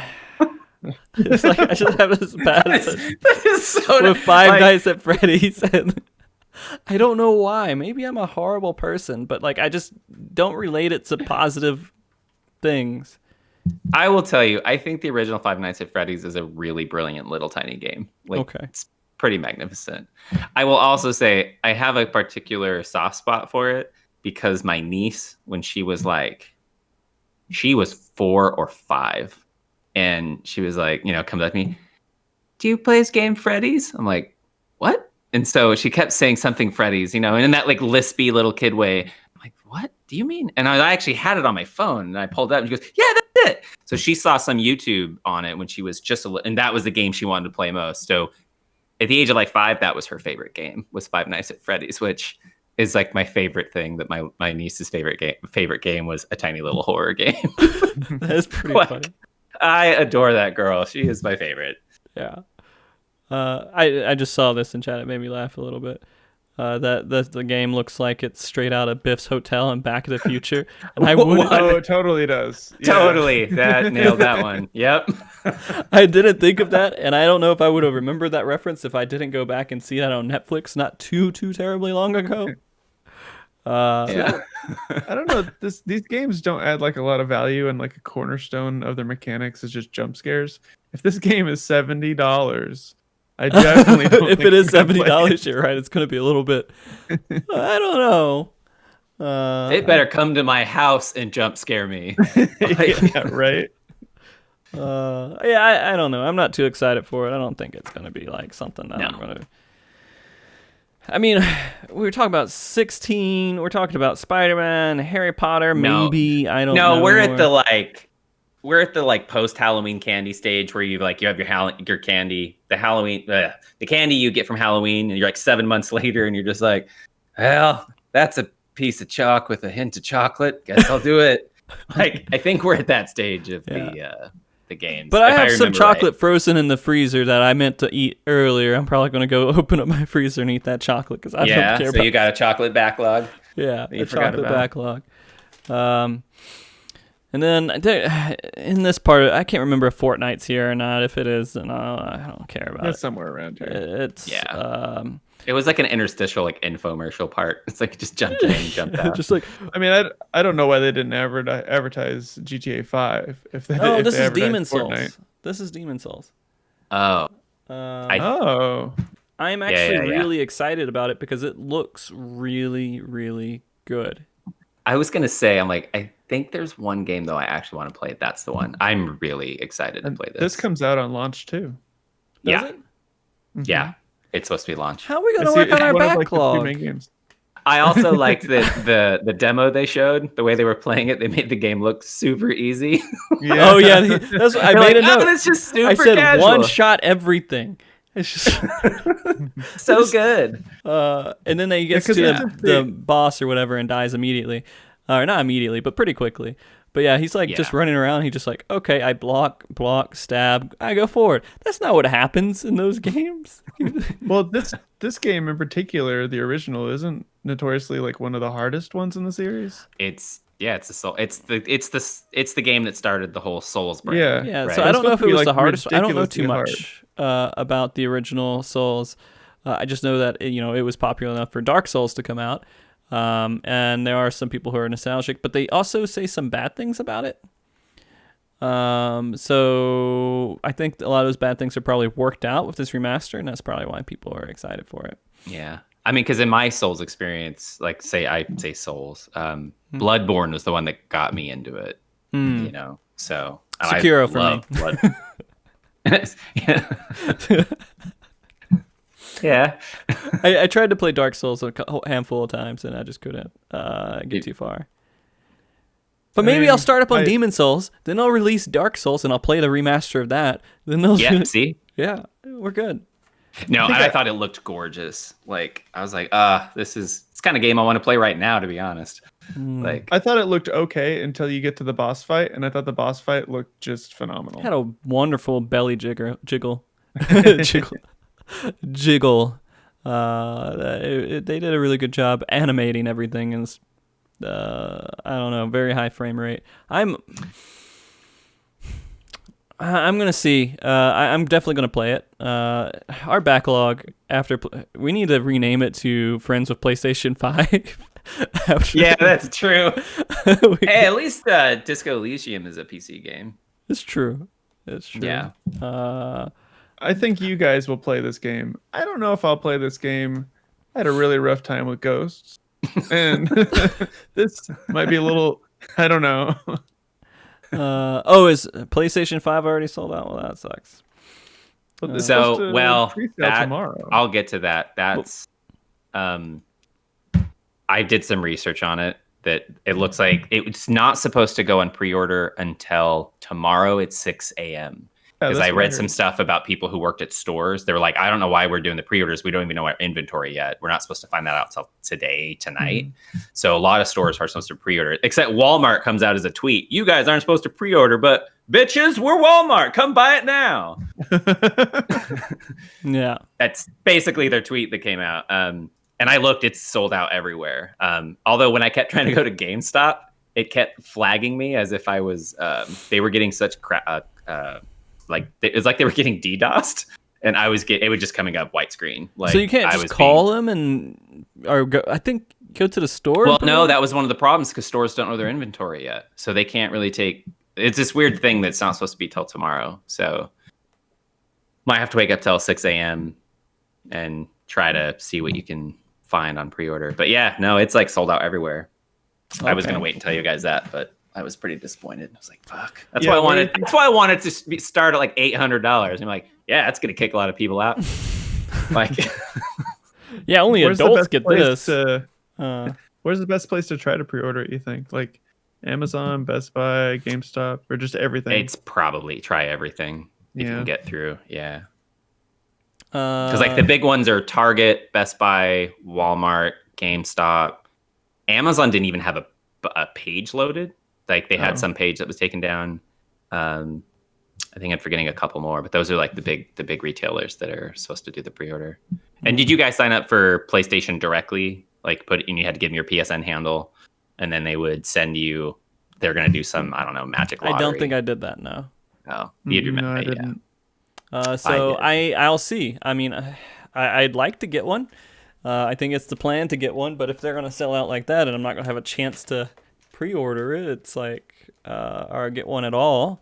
I'm assuming they'll do a second round or something coming up before Christmas hits. They'll have to do another one. Hopefully. I did read an article last night though that they said something about that they reduced the production of PS5 by like 2 or 3 million units. Something like that because of some chip shortage. There's an onboard chip that they have to have that's an issue. So I don't know. This is all like random conjecture trying to pull it together.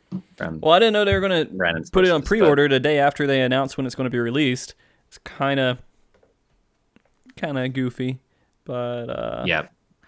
We'll see. I'll call around tomorrow, see if I can get a pre-order in, I guess. But yeah, I'll actually get up at 6 a.m. and try to check it out because they said it was supposed to be 6 a.m. Pacific time. You can pre-order for all of us.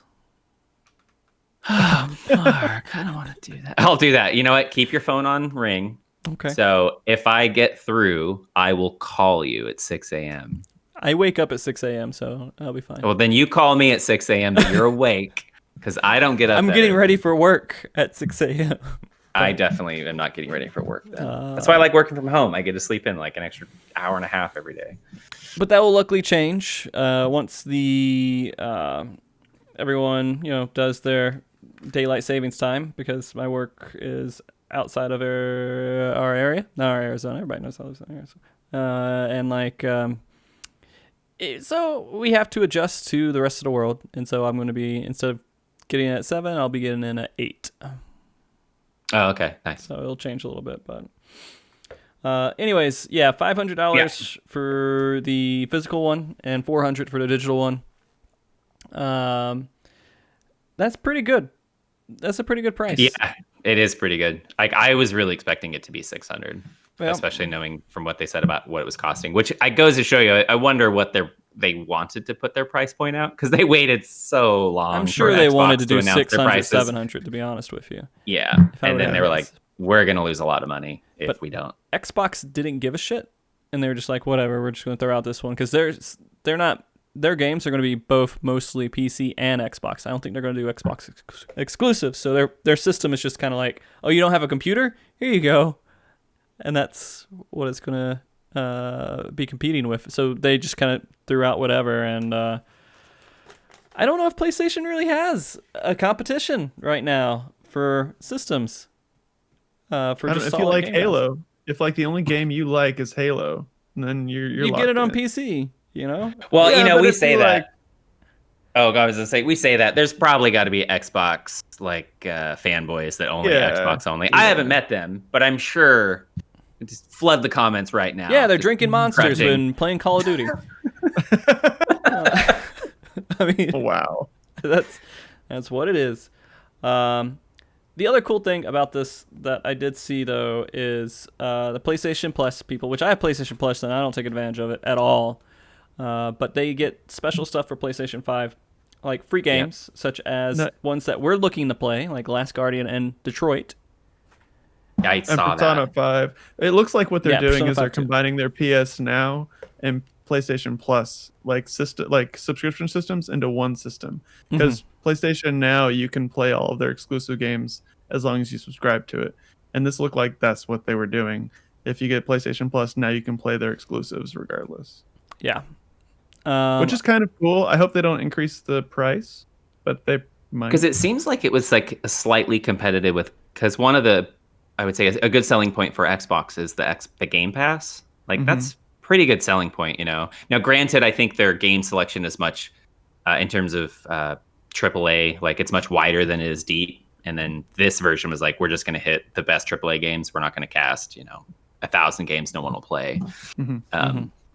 But I couldn't tell if it was part of, I thought it was meaning this was games for PS Plus or it was an additional service. I wasn't really clear on that because, I have PS Plus, but... I thought it was just like you have Plus, and now because you're buying a PlayStation 5, you get this extra stuff. That's the impression I got too. But when I saw all the top quality games, I was like, oh, is this another monthly fee? Like, like kind of like a Game Pass equivalent. But wait a minute. Yeah, anyways. PlayStation Plus is 720p locked? What does that even mean? PlayStation Now. So that's the service. That's what I was talking about. That's where you can play all of the exclusives and additional games. It's just like your Game Pass, Brian, you were talking about for the Xbox, but PlayStation calls it their PlayStation Now. It looked like they were combining that in Plus. Because if they're offering all of the games that are on PlayStation Now for someone who has a Plus account, then why do you need a PlayStation Now account? I have no clue. No. I'm going to be honest, I don't look at anything for PlayStation. Oh, wait. Fortnite's up. It's gone already on my screen. I'm done with it. I just let it play through. Wow, it's now on PlayStation 5 and your grandmother's toenails. Just like you can play it on everything. It doesn't matter. The last thing they had on here was God of War Ragnarok. We saw a lot there too. Brian, did you not see that? I did. No, it was funny because they closed up the conference and I was getting ready to exit it, and then it was like boom, boom, boom, boom. And you're like, oh, it's God of War. Yep. Yeah, I recognize that one. Well, I just played it like a month ago, so his voice was hot off the presses. Yeah. So it's kind of weird because I still haven't played the other God of War, and I kind of stopped playing it because it was just a little bit too much, and I wanted to play other stuff. So I don't know how I feel. I know a lot of people are excited. I think when people think about PlayStation, one of the games they think about is God of War. Right now. No, he's one of the. It's one of the big properties. Yeah. Kratos is one of the. If you were to Nintendo has all their special characters. Kratos is absolutely one of PlayStation's mascots. Yeah. And I feel bad about that because I was starting to play the game. It's just. I don't know. Maybe we need to make that one of the required games on our backlog or something. Like I want to go through it. I just don't have the capacity to go through and learn the system because they had it just felt bloated, man. I don't know if you. So I will tell you that. So when I was playing it in the beginning, I felt like there's a lot of simple mechanics, but there's just these tutorial stuff, and it's just like, oh my god, it just won't stop. It won't stop. It won't stop. But it's also one of those. If you play it for an hour or two, you'll forget that it was ever that complicated. I was like, I actually think the mechanics on it's pretty simple.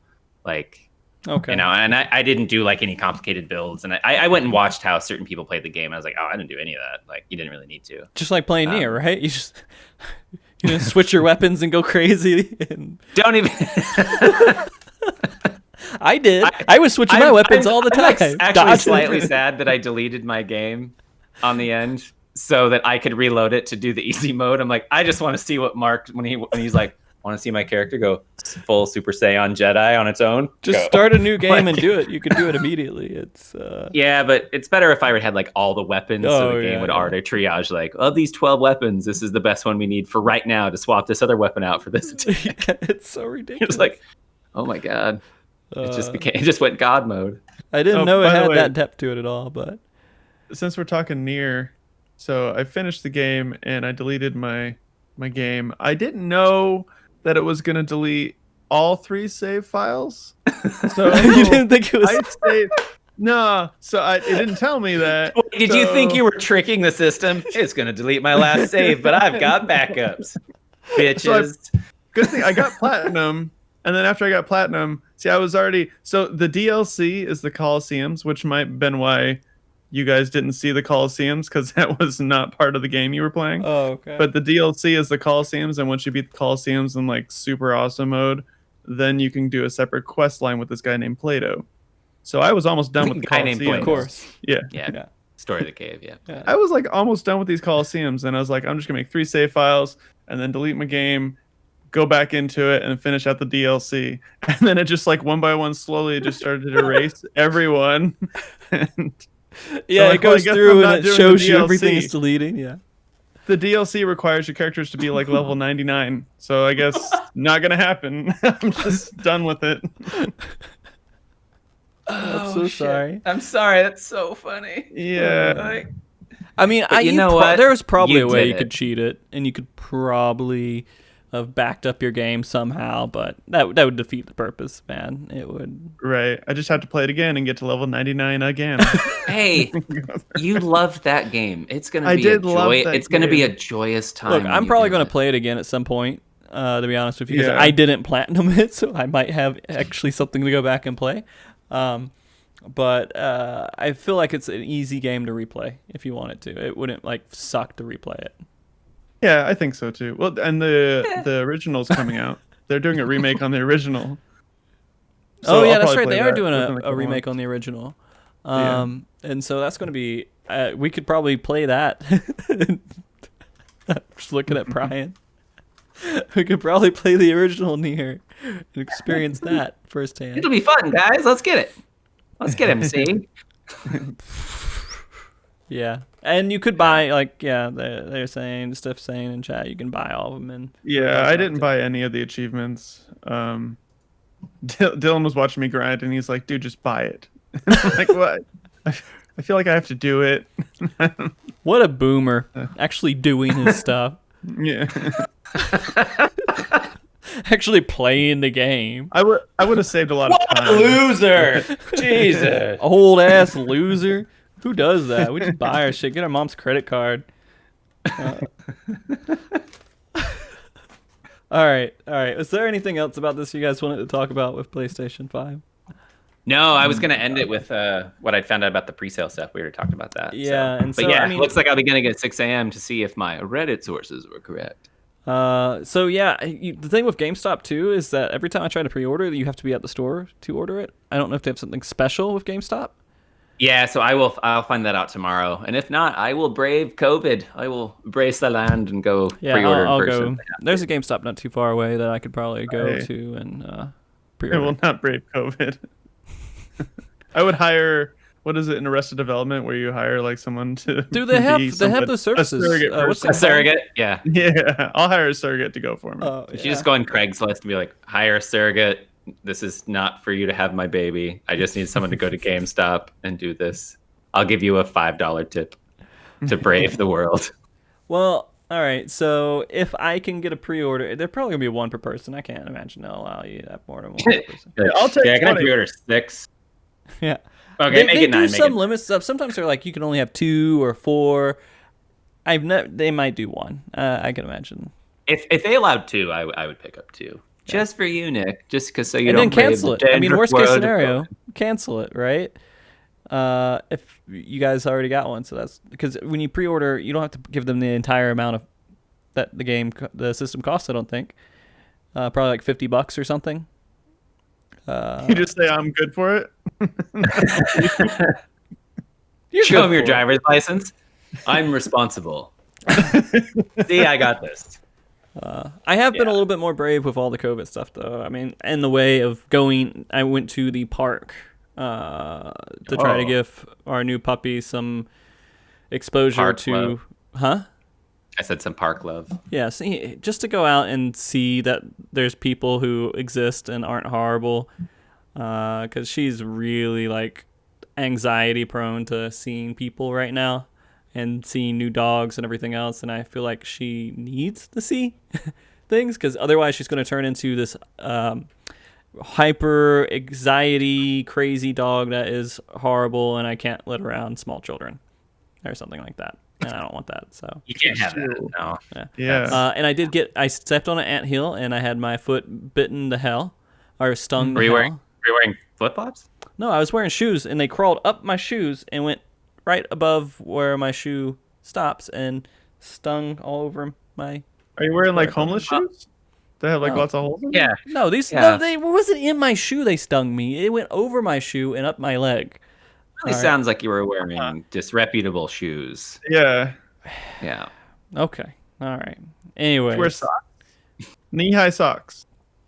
friends with Backlog discussing ants in a field biting our. Hey, Mark, you said all of that, not us. Your tone was blaming us.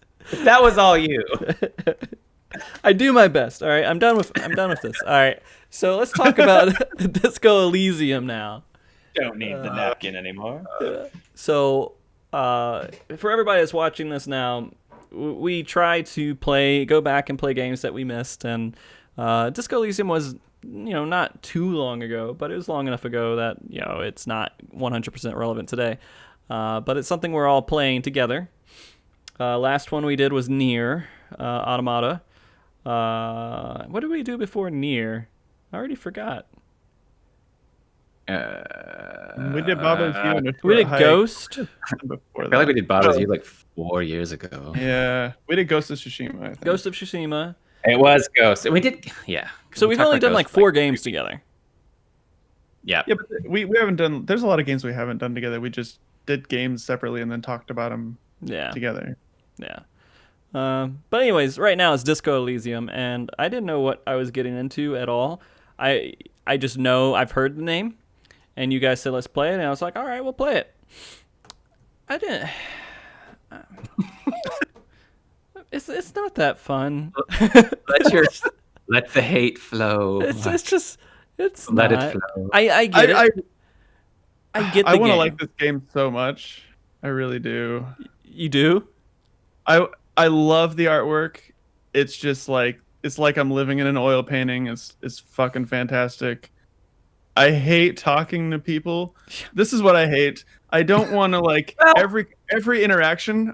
I click on somebody to talk to them and be like, well, I'm gonna do this for 20 minutes. Yeah. And that's just what I'm doing for 20 minutes. Is just talking to this one person. Yeah. And I don't have like a drive. The story is great, fine. I just don't want to. It's rated so high too, and I mean it makes sense. It's a good game for what game it is. It's just not a game style that I could really get into. I'm doing it. I'm beating this game. I'm already so far. I'm just going to beat it at least. In the very least, I'm going to beat this game. I'm going to hate beat it. Sounded exactly how I meant it to sound. So I'm going to punish you for your sinful thoughts. Yeah. I like the idea of the game. I like the attitude. I like the voice acting is not, it's okay in some spots and horrible at other spots. I like the kind of dialogue it's having. That's kind of fun, right? It's dark. It has this whole weird thing. But then like it will say like a whole paragraph. I'm like, I have no clue what that paragraph was. I don't know. I know half of the words at least of what he said. And I'm sure, maybe I mean, I'm dumb. I'm not an avid reader. Brian, you read a lot. I don't. I do enjoy reading when I do read, but I'm not. I don't have bookcases, right? I don't have bookcases, so I don't have. I don't need a bookcase. And so. Shucks, howdy, boy, do I. Yeah. I mean, you have a library. I don't. There you go. And so this game seems like it's kind of suited towards people who love to read and they love to do it. But Brian, you did say some negative stuff about it a little bit beforehand. Are you liking the game?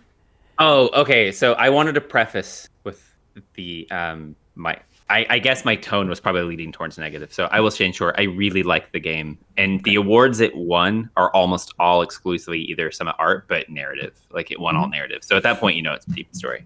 Yeah. This game to me is a lot like a dessert. I can only play it for about 2 hours. So, and I actually been playing it every night, late at night, 2 hours. Usually I read about an hour and a half to 2 hours before I go to bed. Mm-hmm. And so I've kind of moved this into that slot for the most part. But you're right, Nick, you have that. It's a great point. You go talk to a new person, you're like, this could be a 30-minute conversation. Yeah. And sometimes you're like, oh man, you're just not ready for it. But I was like, in the beginning, I'm settled into that. So I'm aware that it might take that. So I also do know you're not supposed to click on every dialogue tree. Like that can actually screw you up and make things hard. Sometimes I want to. Sometimes. I want to. So. It changes things you don't know about. That's the thing. Because you keep talking to them and saying things, it will actually change all these trees later in the game that can make things more hard for you. And I found that out because I did a thing. I was like, oh, this was a lot harder if I just didn't keep talking to that person. Well, it'll give you those negatives and stuff. It's like but you don't know. Head. That's the thing. You don't even know it's inconsequential. That what it's going to change later. So I want to explain this game real quick to people who know nothing about Disco Elysium, because I didn't know anything about it, and I figure while we're talking about it, if you've never played it, you might want to know what type of game this is. This is a game where you're overhead, you're controlling a character, you're running around, and you click on things, and you have a dialogue style choice. of game is called point and click adventure. Is it point and click adventure, really? Is that what you call it? Yeah. It's an original style of game that started. It was a PC style of game in the 80s. Mm-hmm. It became mostly famous through LucasArts, using their Scum engine. So they made games like Full Throttle. Full Throttle is like one of the favorite. The Monkey Island series. Mm-hmm. What was the recent one? Day of the Tentacle. Seventh Guest was one of the another famous one. No clue. So it's a genre from PC. Like it was an early PC genre that sort of died in the 90s because it was kind of peaked from like 85 to 90 something, and then it just died. But it resurfaced remember when Kickstarting first started, and then there was like certain video game genres that were Kickstarting. It was one of the first genres where you had these famous game designers from the 80s who made these point and click adventures, and studios for years just were like, nobody wants to buy money to play these games. But one of the first genres that popped up at Kickstarter were point and click adventures. Mm-hmm. And so it's kind of made this weird rebirth in the last like 7 years. Has it? Yeah, for sure. I mean, because we're playing this game, you can tell there was a lot of money put. Well, I mean, there's the Telltale games, right? And so the Telltale games, I guess, aren't far off. Telltale's more narrative. Like Telltale's like you're gonna have a story and you might get to click options, but in this, right? Because we're talking to people, but we also have to figure out we're finding items. You give to people, you unlock stuff, you kind of move your way through. Like King's Quest, Hero Quest. Those are old like point and click adventures that are like Machinarium. That was like a more current one. Yeah.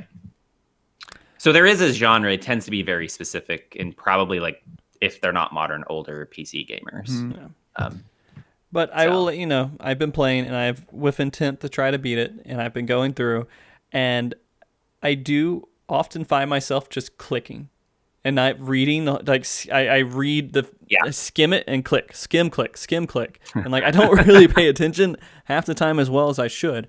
And so I have no clue how horrible I've created the entire narrative. I went reading online because immediately you can build your tree, and you know how you have like the 4 base stats. And Nick, what did you choose for your person? I chose what are the 4 different ones? There's 3. There's the psycho person, the crazy person, I think, the smart person. I chose the crazy person. Well, I was like, there's a thinker, there's a more physical person, and then there's an insane person. I think. Okay, I think I chose the same person. Okay. I got the muscle guy. That's who I did. Okay. Oh, we went all 3 different ones. I think That's so. perfect. Yeah. So I wanted to read because if you look at the sub character tree, you're like, they don't make sense because they're not traditional the normal stats that we are normally familiar with, strength, charisma, etc. Mm-hmm. You're like, oh, they're just all these weird kind of things. You're like, oh, I don't want to really screw up my tree. Because you start seeing like roll for this, and you're like, if I don't do strength, am I just going to get to a point in the game where this is impossible to do stuff? And I went online to look at it, and then the overwhelming consensus is it does not matter what you pick. It does not matter what you do. It only changes the way you want to interact with the world because they've built the narrative to all work according to that. Mm-hmm. So you're never stuck with what you do. And even a lot of bad choices you make, they're not bad. They just change the story that you can always get through it. Because it's more like a puzzle, not like a character builder where you have to get through it. It just changes the way you want to interact with it. But Mark, getting to your point about the reading, I take my time and read everything very slowly and carefully because it's really smart. Like the writing is really, really, really well done. But I hit the 2-hour limit because I do what you do. When I start realizing I'm clicking through, I just like, I'm just fatigued. That's when I log out. I'm like, nope, done for the night. Because I think I want to go ahead. I want to like the game. I want to be motivated to play it because I like everything about it, but I just can't find the motivation to actually play it. And I, like you were saying, you're not supposed to click on everything and read everything, but like it's just like in me to do that. Like I click on it. I'm like just gonna let you know Fantasy I do games. click on everything. I except for like if there's something I'm like I really don't think I should click on this, I don't click on it.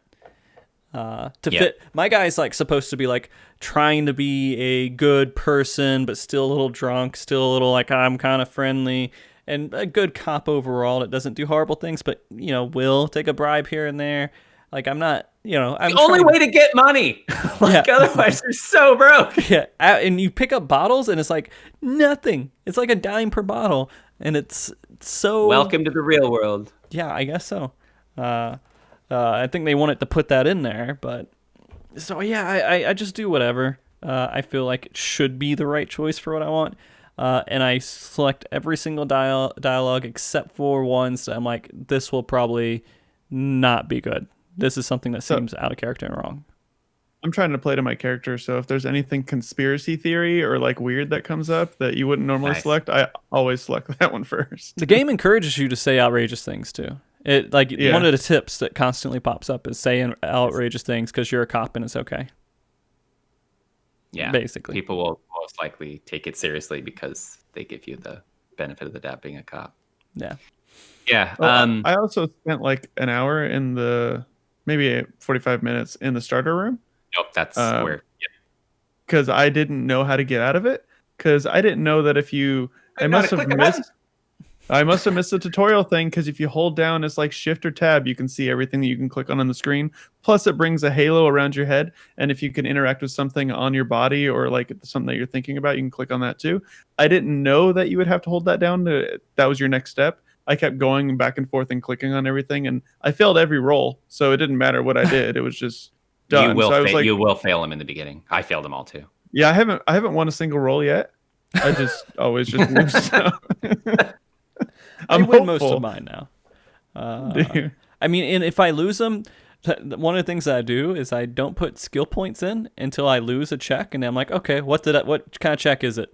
Let me put a skill point in whatever kind of check it is, and then I just redo it. And there's a thing later because you will collect items and clothing that you can put on that will buff those stats, and so you can, put on the raincoat, get the weird gloves on, put the shoes, and then you can go over and do your roll. Change your clothes every time you talk to somebody. And you're like, oh, it's a check. I gotta change my clothes. I went to do that. I was doing a check with where I'm at in the game. I won't say it because I don't want to ruin anything for Nick. And I stopped the dialogue tree going, okay, we're done. We're good. And I went in, put on all my shit to do that. And I went to talk to him, and that tree was gone. Really? And so now my whole story's moving a whole different way because I was supposed to roll right there, but because I refused to do that, that tree's gone. So that option's gone. I was like, I wish I could have just sometimes. failed. Yeah. I still have a dead body hanging in a tree. Nick, I'm 10 hours in, and I still do too. Oh yeah. Oh, you do? Yeah. That's what I'm working on right now. I got it down pretty early. Did you?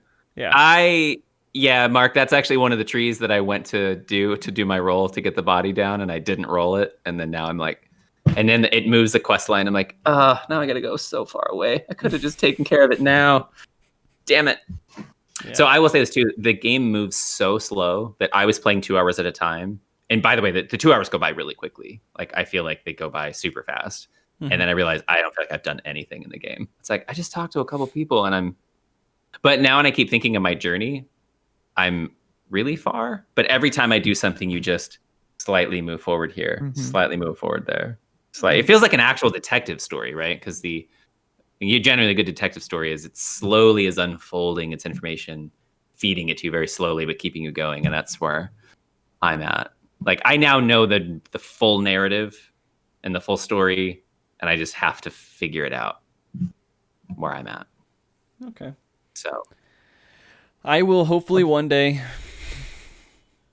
just be done with it. I mean, I don't feel like I know. I feel like I know what the general story is, and I feel like there's a lot of really crazy political, insane. You know what? This game has fucking politics. This game has drugs. This has crazy people. This has depression. Yeah. This is like fucking just the United States of America right here, man. This is all it is. It's the world, and I think that's exactly what they wanted to do. They wanted to make this an over-exaggeration of everything that might not even be an over-exaggeration in today's world right now. So, yeah, it's like an incredibly hyper-stylized, like, noir. Yeah. Like, with all those tropes. I thought you, Nick, I thought you would like this game more than all of us. I like it. I haven't had a lot of time to play it.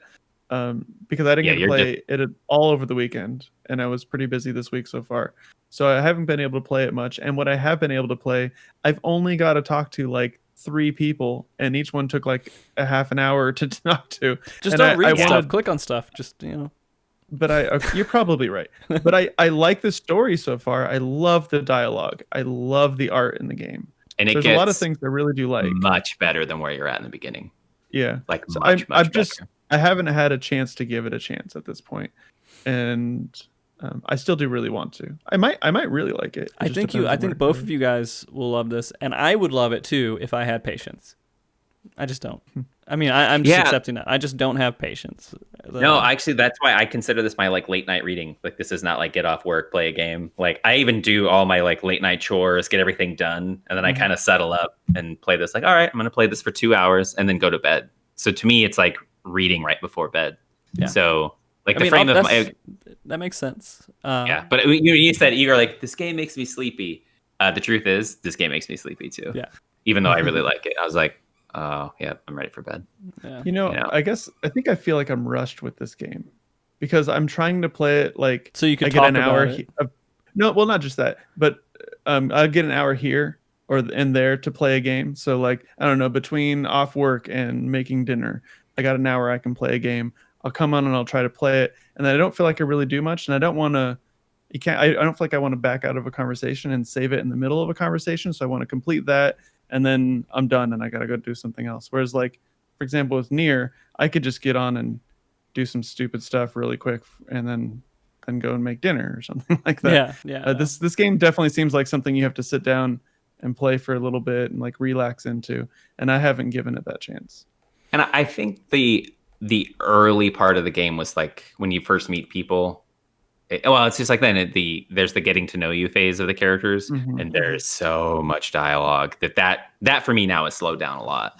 Like when a new thing will happen, I was like, wait a minute, I think I can go talk to this person, and I go and talk to them. A new dialogue tree will open up, and I can talk to them, and it's much quicker. So now it's more of like running through the map.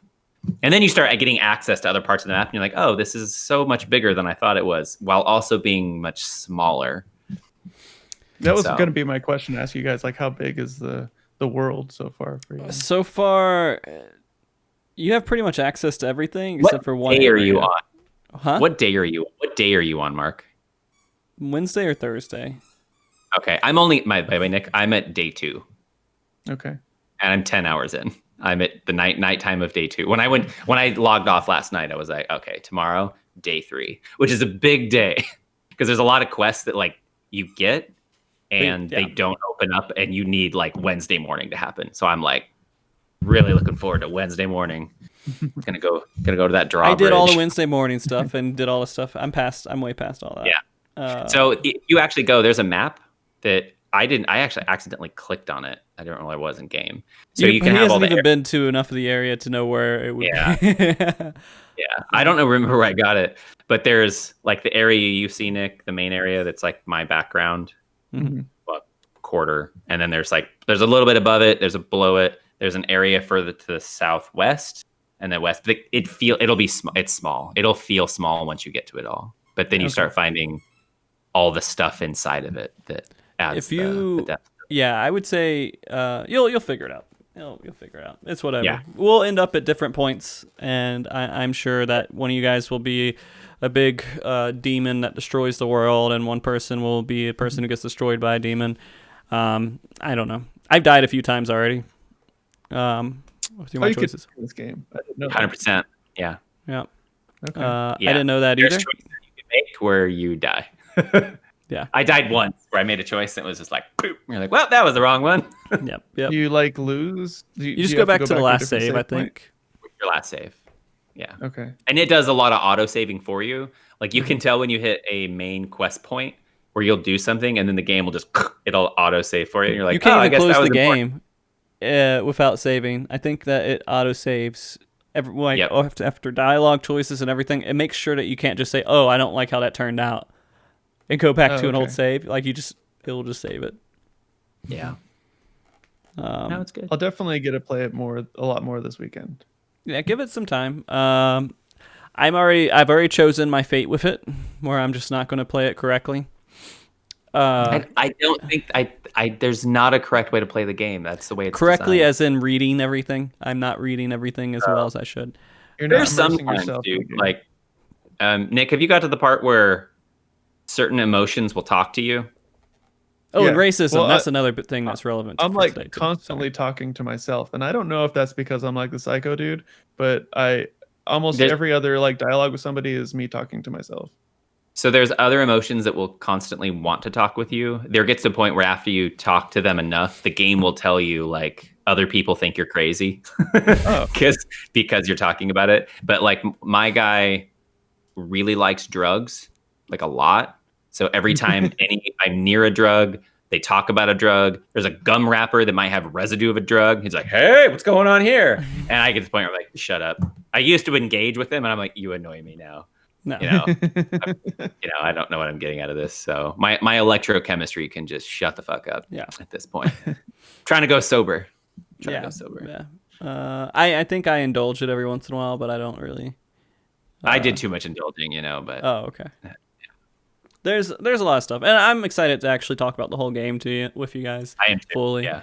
But I will say that this is definitely. I'm probably where Brian was with Nier on this game. Yeah, that sounds all right. Yeah, I mean, I like the art. I do like the style. I like the idea. I like the dialogue. I like a lot of stuff with it. I just don't have the patience to play this type of game. Yeah. Mm-hmm. Play it fully, the way where I'm like reading it and absorbing all the deep messages about theological things, discussions, and doing all these like stuff on racism and all this other stuff, and getting these really crazy conversations with these NPCs. I had a 20-minute conversation about I think he was Russian. I'm not really sure, but some bodyguard about eugenics for like 30 minutes. We were just talking, and he was like spouting off nonsense for most of that conversation. I listened to all of it. It's like a whole other this game's quietly like deep fantasy. It just doesn't like, and you're talking to other characters like, no, it's a whole other species. And you're like, really? But that one guy who's like, quote, the smartest person in the world, who's like the bodyguard, who's also, it's hard to just, if you've ever read any actual published political papers of like political science, it all reads like that. And you're like, man, this is talking to like 10 people on Earth. This is like some gymnastic, like, just. Yeah. I get what they're going for in the game, and I don't mind it. I think it's good. I think I'm just ready for Spider-Man. I will say I really do like point and click adventures, but even for me, I was like, this is a little too much dialogue. Like, there's a little too much. Yeah. If maybe if this was like pure fantasy, I'd probably be like, all right, I'm in. Or if this was just the point and click adventure game of Dune, I'd be like, yeah, I'm in. Yeah. Because you want to learn about those things, but they start talking about things, and you're like, I really don't care to have this conversation. Like, I really don't care that much about what they're saying. I get the point of understanding of doing this so you see what they're thinking and learning more about the world and doing world building because it tells you all these different political factions and everything. But I just like zone out. Actually, you know what? If this game was Star Wars, Harry Potter, even like anything in the MCU, any of the big properties, I bet you most people would be in on it. Because it shows you like just a deep level of love and lore, and you can dive in and do whatever. It's like, yeah. It's one of those things. Too much world building without caring about the world. I think you're not invested. You don't care. You're not emotionally attached to it, but it's telling you everything. And it's hard to understand the world because you don't really understand the people, and it's like throws you. I don't. All There right. he goes. There he goes. He's coming back. Sorry, Brian. My dogs, they kicked over the cord. I'm back. Okay. Welcome back. Missed you. But yeah, no, I forget what you were saying before you got cut. No, the world building is so sophisticated and deep, and it throws you in so hard that it's hard to actually, because they talk about like geographical like locations and the way that it relates. And I'm like, but I can't understand any of this. This is like when you meet a new family and you go in there and they all start talking about their family and such like personal details, and you're like, I can't understand what anyone's talking about, and I'm trying to piece this together, and it feels like an impossible task. Now I think that makes it hard. Yeah. I feel like there's so much detail and it's so complex, and if you really want to dive into it, I think that you could like reason through everything if you played the entire game maybe multiple times. I would totally get it if someone said this is the best game that's ever been made. I wouldn't really want to refute that, because I think that it's so complex and it has so many good things going for it. Like we mentioned, the art and the music and all that stuff.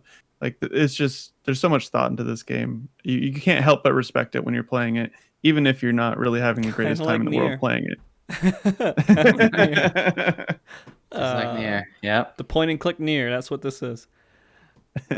I would really like to see this as a Star Wars game. Now you've just like gone into that whole thing. I like to see every game as a Star Wars game. Yeah, because they don't make very good Star Wars games. Actually, someone tried to do that. If you look it up, it's like Han Solo Adventures. They tried to make like a LucasArts point and click adventure. I don't think they made it very far, and if they did, they were going to get the shit suit at like cease and desisted. But there was some hype for that, and there's some screenshots that I was like, oh, I want to play that game. That looks fun. You know. No, I love point and clicks. I mean, the Myst genre is some of my favorite games, and they're essentially point and click adventures. I've never made it more than an hour in one of those games, but so, and I'll let you know, if I was playing this by myself, I would have stopped playing it a long time ago. There's a lot of games that'll happen. Yeah, but I'm happy. I'm proud that we are having a dedicated book club of gaming, and that I need to play it because it makes me experience things that I wouldn't experience otherwise. And so that's true, and that's valuable. I'm happy. I mean, maybe one day we'll play a game and we'll like play it all for a week and it'll be like, there's no reason we should play this anymore. I can't wait till we play a game that all three of us are like, fuck me. Why? Just like if we just like play a Teletubbies game or something. We'll pick that game, but we're all gonna beat it on like Tuesday. Mm-hmm. And then that Saturday, you're like, I'm fucking done with this game, but I guess I'm going to finish it because I guarantee Mark's going to love this game. And then we're going to finish it, and it's going to turn out like, yeah, I hated it. Like, what? Like, we all hated it. We all finished it. Yeah, no. Yeah. Okay. That'll be our first hate platinum. We'll have a deeper conversation about it next week. Once we can start talking a little bit more about the stories and get into spoiler stuff and more things with it. Yeah. I'll finish it. If I have to. And here's the good thing. Like, even if we don't finish it next week, that's okay. Like, if you guys still are like, I'm really enjoying this and going into it, because I'll probably be playing Spider-Man at that point, and I can just play through Spider-Man, and then we can have a joint discussion. Yeah. Yeah, Spider-Man. I'm excited for you to play Spider-Man. I have a lot to say about Spider-Man. Yeah. Okay. I mean, it's a popular topic. It's coming up soon, so it might be absolutely worth reviewing. Besides that, we did talk a little bit about horror games. Yeah. And what we're going to be playing for October. I can't look at the list right now, but I think we have enough games for it. I think the thing is we're going to run into an issue to where we might not be able to complete all of them. So the games I listed, so we've got Resident Evil 7. Yeah, right? We should start with that. How many average hours does it take to beat that game? 7 to 10. 7 to 10. Okay. So that's short. Should be a 1 week. Should be fine. Now, the one I am really curious about is Until Dawn, but you said you played that, Nick? I did. I played it. I would play it again. It has a lot of replay value because your choices. There's a ton of choices. Yeah, and it depends on what happens at the end of the game. So I just played through it once. I did enjoy playing it a lot. I played it with Dylan. We played it at night together on the couch by ourselves. Did you guys get scared together and huggle? Yeah, right. Okay. But I was more interested in the people who did Until Dawn. they had that other game. The Dark Pictures anthology. Yeah. I like the idea of playing that and then getting into that as they release them. I thought that was kind of fun. Yeah, same. So those are short. Those are like 4 hours a piece. Okay. And then the other one, the new one doesn't come out till like the 30th. So it's like I don't know anything about Halloween. the Dark Anthology or whatever. So are you familiar with Until Dawn? I mean, yeah, I'm familiar with it. Okay. Yeah, so it's just I'm not. Do we want to play any of their one or story. the other? Do we want to try to aim for Until Dawn or aim for the other one?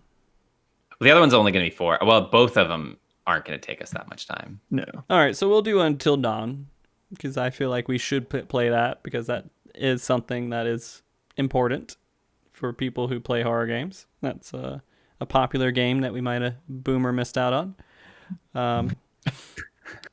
So that will be cool with the kids after that one. Yeah. I also want to throw in the Dark Pictures because for 4 hours, that's pretty easy to close out. Yeah. Okay. Then definitely Amnesia, the new one. The new one? So Okay. It should be the And we last don't need one to that play we the first two. Because Brian, you played the first two, I don't right? know if you Yeah. need to.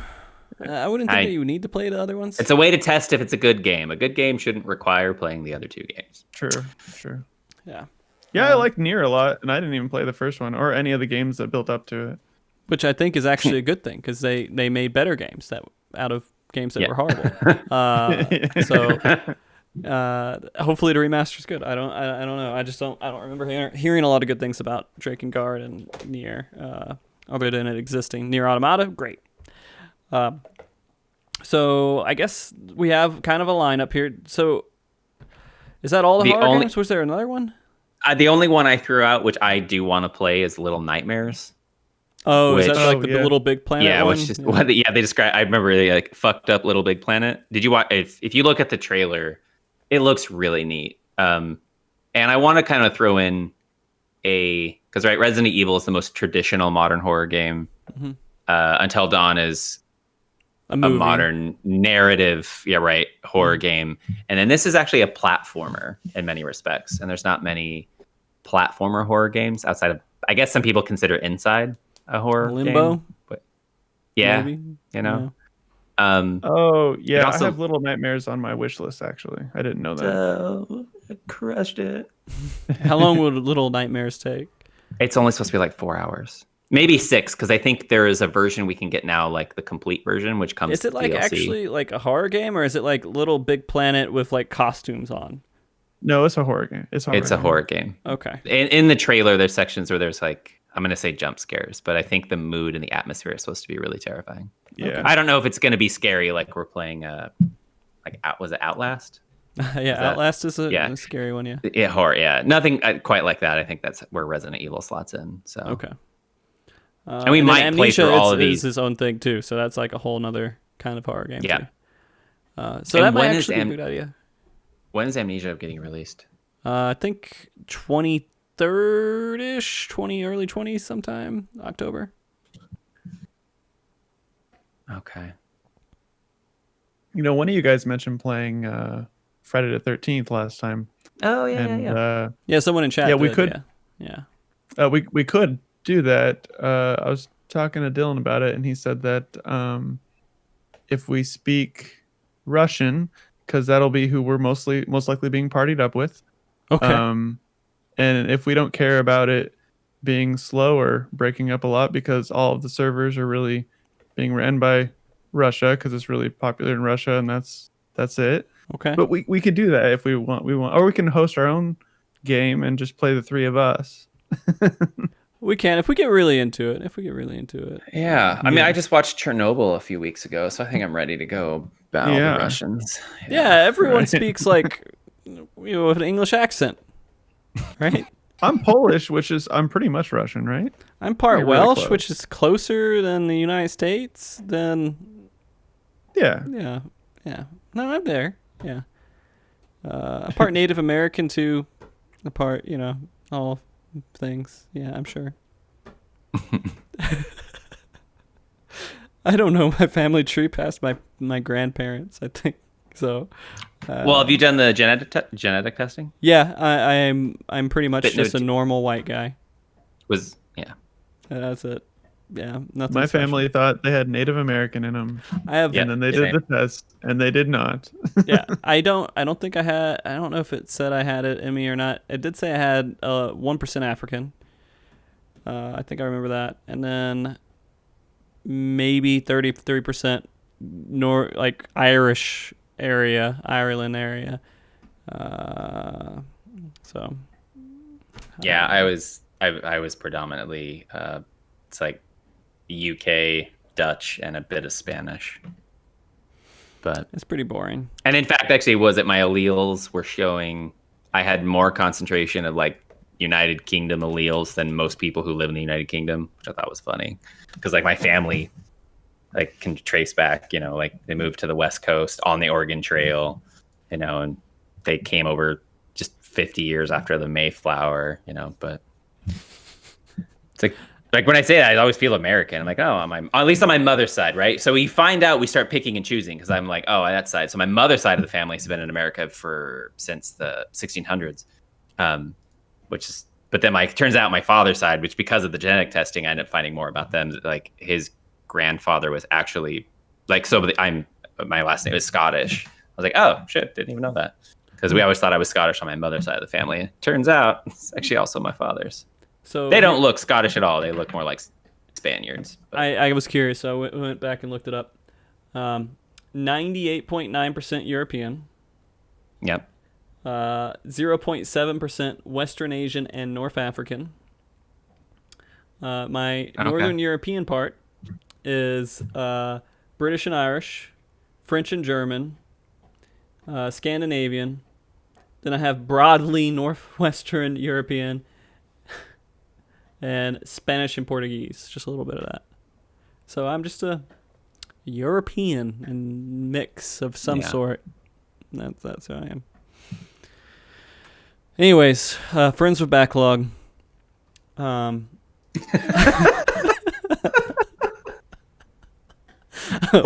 Is that where it goes every time we just? I love it every time you start like. Friends with Backlog. Friends with Backlog. Yeah. I feel like another game that I don't even like. Yeah. I do like. I am glad there was a lot to that PlayStation 5 event that came out because there was a lot of stuff that came out that I really was excited to talk about. I wish they did events every week so we could talk about events every single week, but we're not that lucky. No, we're not that lucky. But maybe we will be. Well, we're more hyper aware of the events. We'll hype up the hype train so we can hype the hype. And hype. And yeah. I'm still surprised they didn't bring up Cyberpunk because that's gonna take all the conversation for like 3 weeks. Right. Yeah. Like, we're just friends with Cyberpunk is what it's gonna be. And that's what we'll call it. I'll cross out. Well, it was like friends with Last of Us, and then it became friends with Ghost of Tsushima. Yeah. And then, we did some, but Nier was Backlog. All right, Nier was Backlog, and Disco Elysium is Backlog. So here's something that's interesting. Cyberpunk comes out November 19th. The PlayStation 5 comes out November 12th. So it's not gonna suck all the air out of the room. Because there's going to be all those other games are going to be released the week before it. We're fucked. Yeah, I don't know. There's a chance that we won't all have PlayStation 5s too. So don't talk like that, Nick. That's a 2020 attitude, and we're looking forward to 2021. 2021, number one. We're not with zero attitudes. We're with number one attitudes. You're absolutely right. Yeah. I think one of us might get a PlayStation 5 and you're like, hey, what are you doing this weekend? Can we come over and hang out and have a 3-day sleepover? Yeah. I'm talking to the PlayStation, not you, Brian. We could have a schedule of 8 hours. You get 8 hours of time, then you get 8 hours of time, and we just cycle through. We each get 8 hours, and it'll work. We'll still I would be able to legitimately adore that. That would be great. Be like old school game sharing. We're just like, all right, your turn. Yeah. Your turn. If you die, it's my turn, and then you just never die. And he never died. 40 years, he said that. Yeah. All right. Well, I'm excited to finish up and be done with Disco Elysium, so I can play Spider-Man, and we can talk about both those games next week. Mm-hmm. And then we have, let's see, it's the 16th now. The stupid squeaks. So we actually have 2 more weeks before we start getting the Halloween stuff. So yeah, Disco Elysium and Spider-Man is going to be those 2 weeks for me. I'll probably maybe fit in another one. We'll see how we're feeling next week. And maybe there'll be more news too. Yeah, and your Spider-Man run could go like mine. I just sat down to play it just to give it a go. I honestly didn't really care for the game for the first like 30 minutes. Okay. I was like, this just feels like a dumb beat 'em up game. Not really into it. And then it clicks, and then I played it nonstop for like 2 days, and then beat it. So, and then went to platinum everything because you're like, this game needs to be platinum. I'm not going to platinum. I don't think I wouldn't have said that before I played it. Until I played the DLC is definitely worth getting. Okay. By the way, the DLC is very good. I think the version you can buy now comes with it, right? There's probably a Spider-Man Definitive Edition. I think so. It's got to, but just in case if you get an option, I would definitely get the DLC one. Okay. Oh, and I will say for a platinum game, Mark, this is an easy one compared to a lot of games. It's pretty easy. I just if I think about something, I'm like, oh well, I have to do this in order to get a fake achievement I don't care about. I don't do it. If I don't enjoy it at all, like I feel like I have to enjoy it. There's mostly what you have to do. There's certain fighting zone. There's just things you have to do to like kind of like missions. You just have to do a bunch of them. And for me, I loved the combat. I just loved everything about the game so much that all of that stuff, which is historically, I hate grinding. I'm really a bad grinder. Just loved it. It was really not satisfying. good with this generation. I understand it.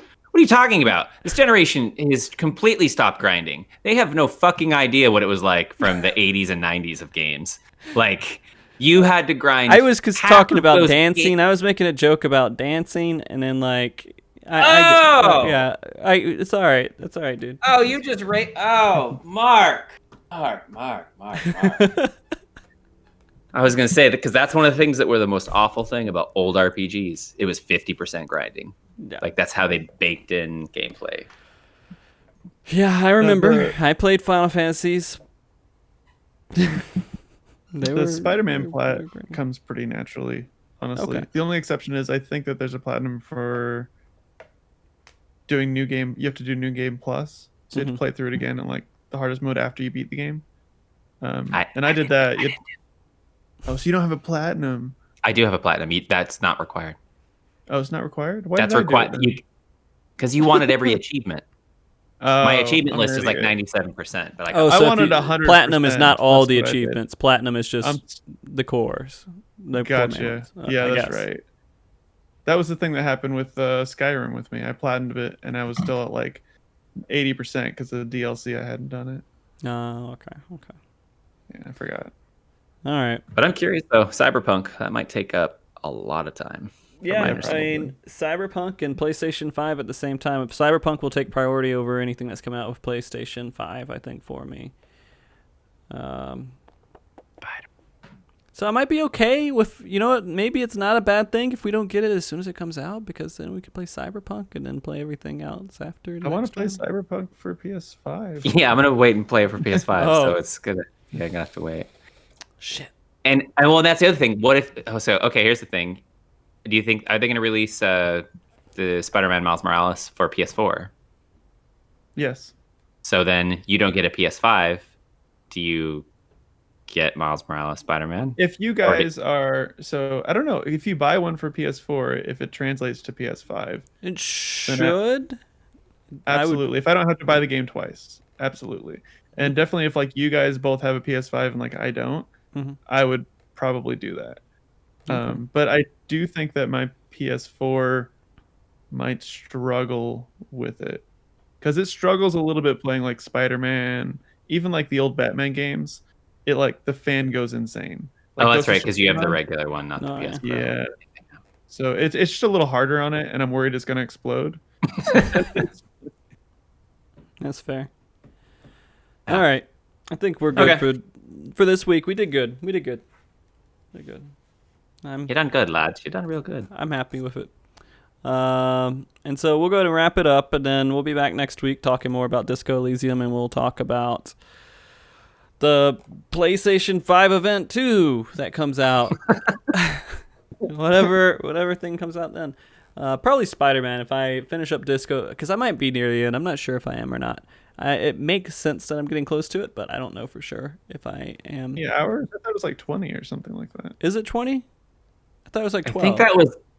No, I think that was the average. But now that this is a point and click game, that might just be very wildly varies between people because it's.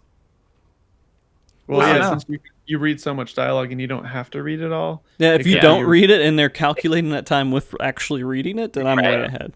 If you're a very hasty clicker, you might be able to shave that time in half. Yeah. We'll see. Because I am paying attention to it. I'm not completely ignoring it. You don't need to defend it, Mark. It's fine. I mean, like, if it's really boring, yeah, I'm like, all right, I get the gist. Let's keep going. But if it's something that's involving the main story, I'm like, yeah, I'm kind of interested in what's happening here. But if it's like this nation over somewhere else that, and all these other weird terms and stuff that they throw out and all this other stuff, I'm like, whatever, I'm done. And then they want you to commit to being a communist. You're like, what is happening? Yeah, they want you to commit to like a certain political stance. All right. And then, anyways, we'll talk about that next week, and then we'll just see where it takes us. Anything else you guys want to say before we get off air? I just want to tell you guys good luck getting your Disco Elysium achievements. I've gotten 2. Don't know how they happened. I've randomly gotten them. Yeah. Yeah. So good luck with your achievements. Yeah. Good luck with platinum this game, dude. I don't think I will. Yeah. Yeah. I generally don't care about getting achievements on Steam games, and I don't know why that matters. Really? Yeah, because you love the PlayStation achievements. I do. I want to get that. I want to get that platinum trophy. But like Steam games, I just don't really care. Fair. All right. Thank you guys for listening. We'll be back next week, and we'll see how that goes. We'll see how next week, because I mean, I think that's pretty good. Just kind of fly by the pants, and just whatever happens, we can talk about it as it comes up. Love it. Do it. Smoke it. All right. Bye, guys. Say bye. Bye. Are we out?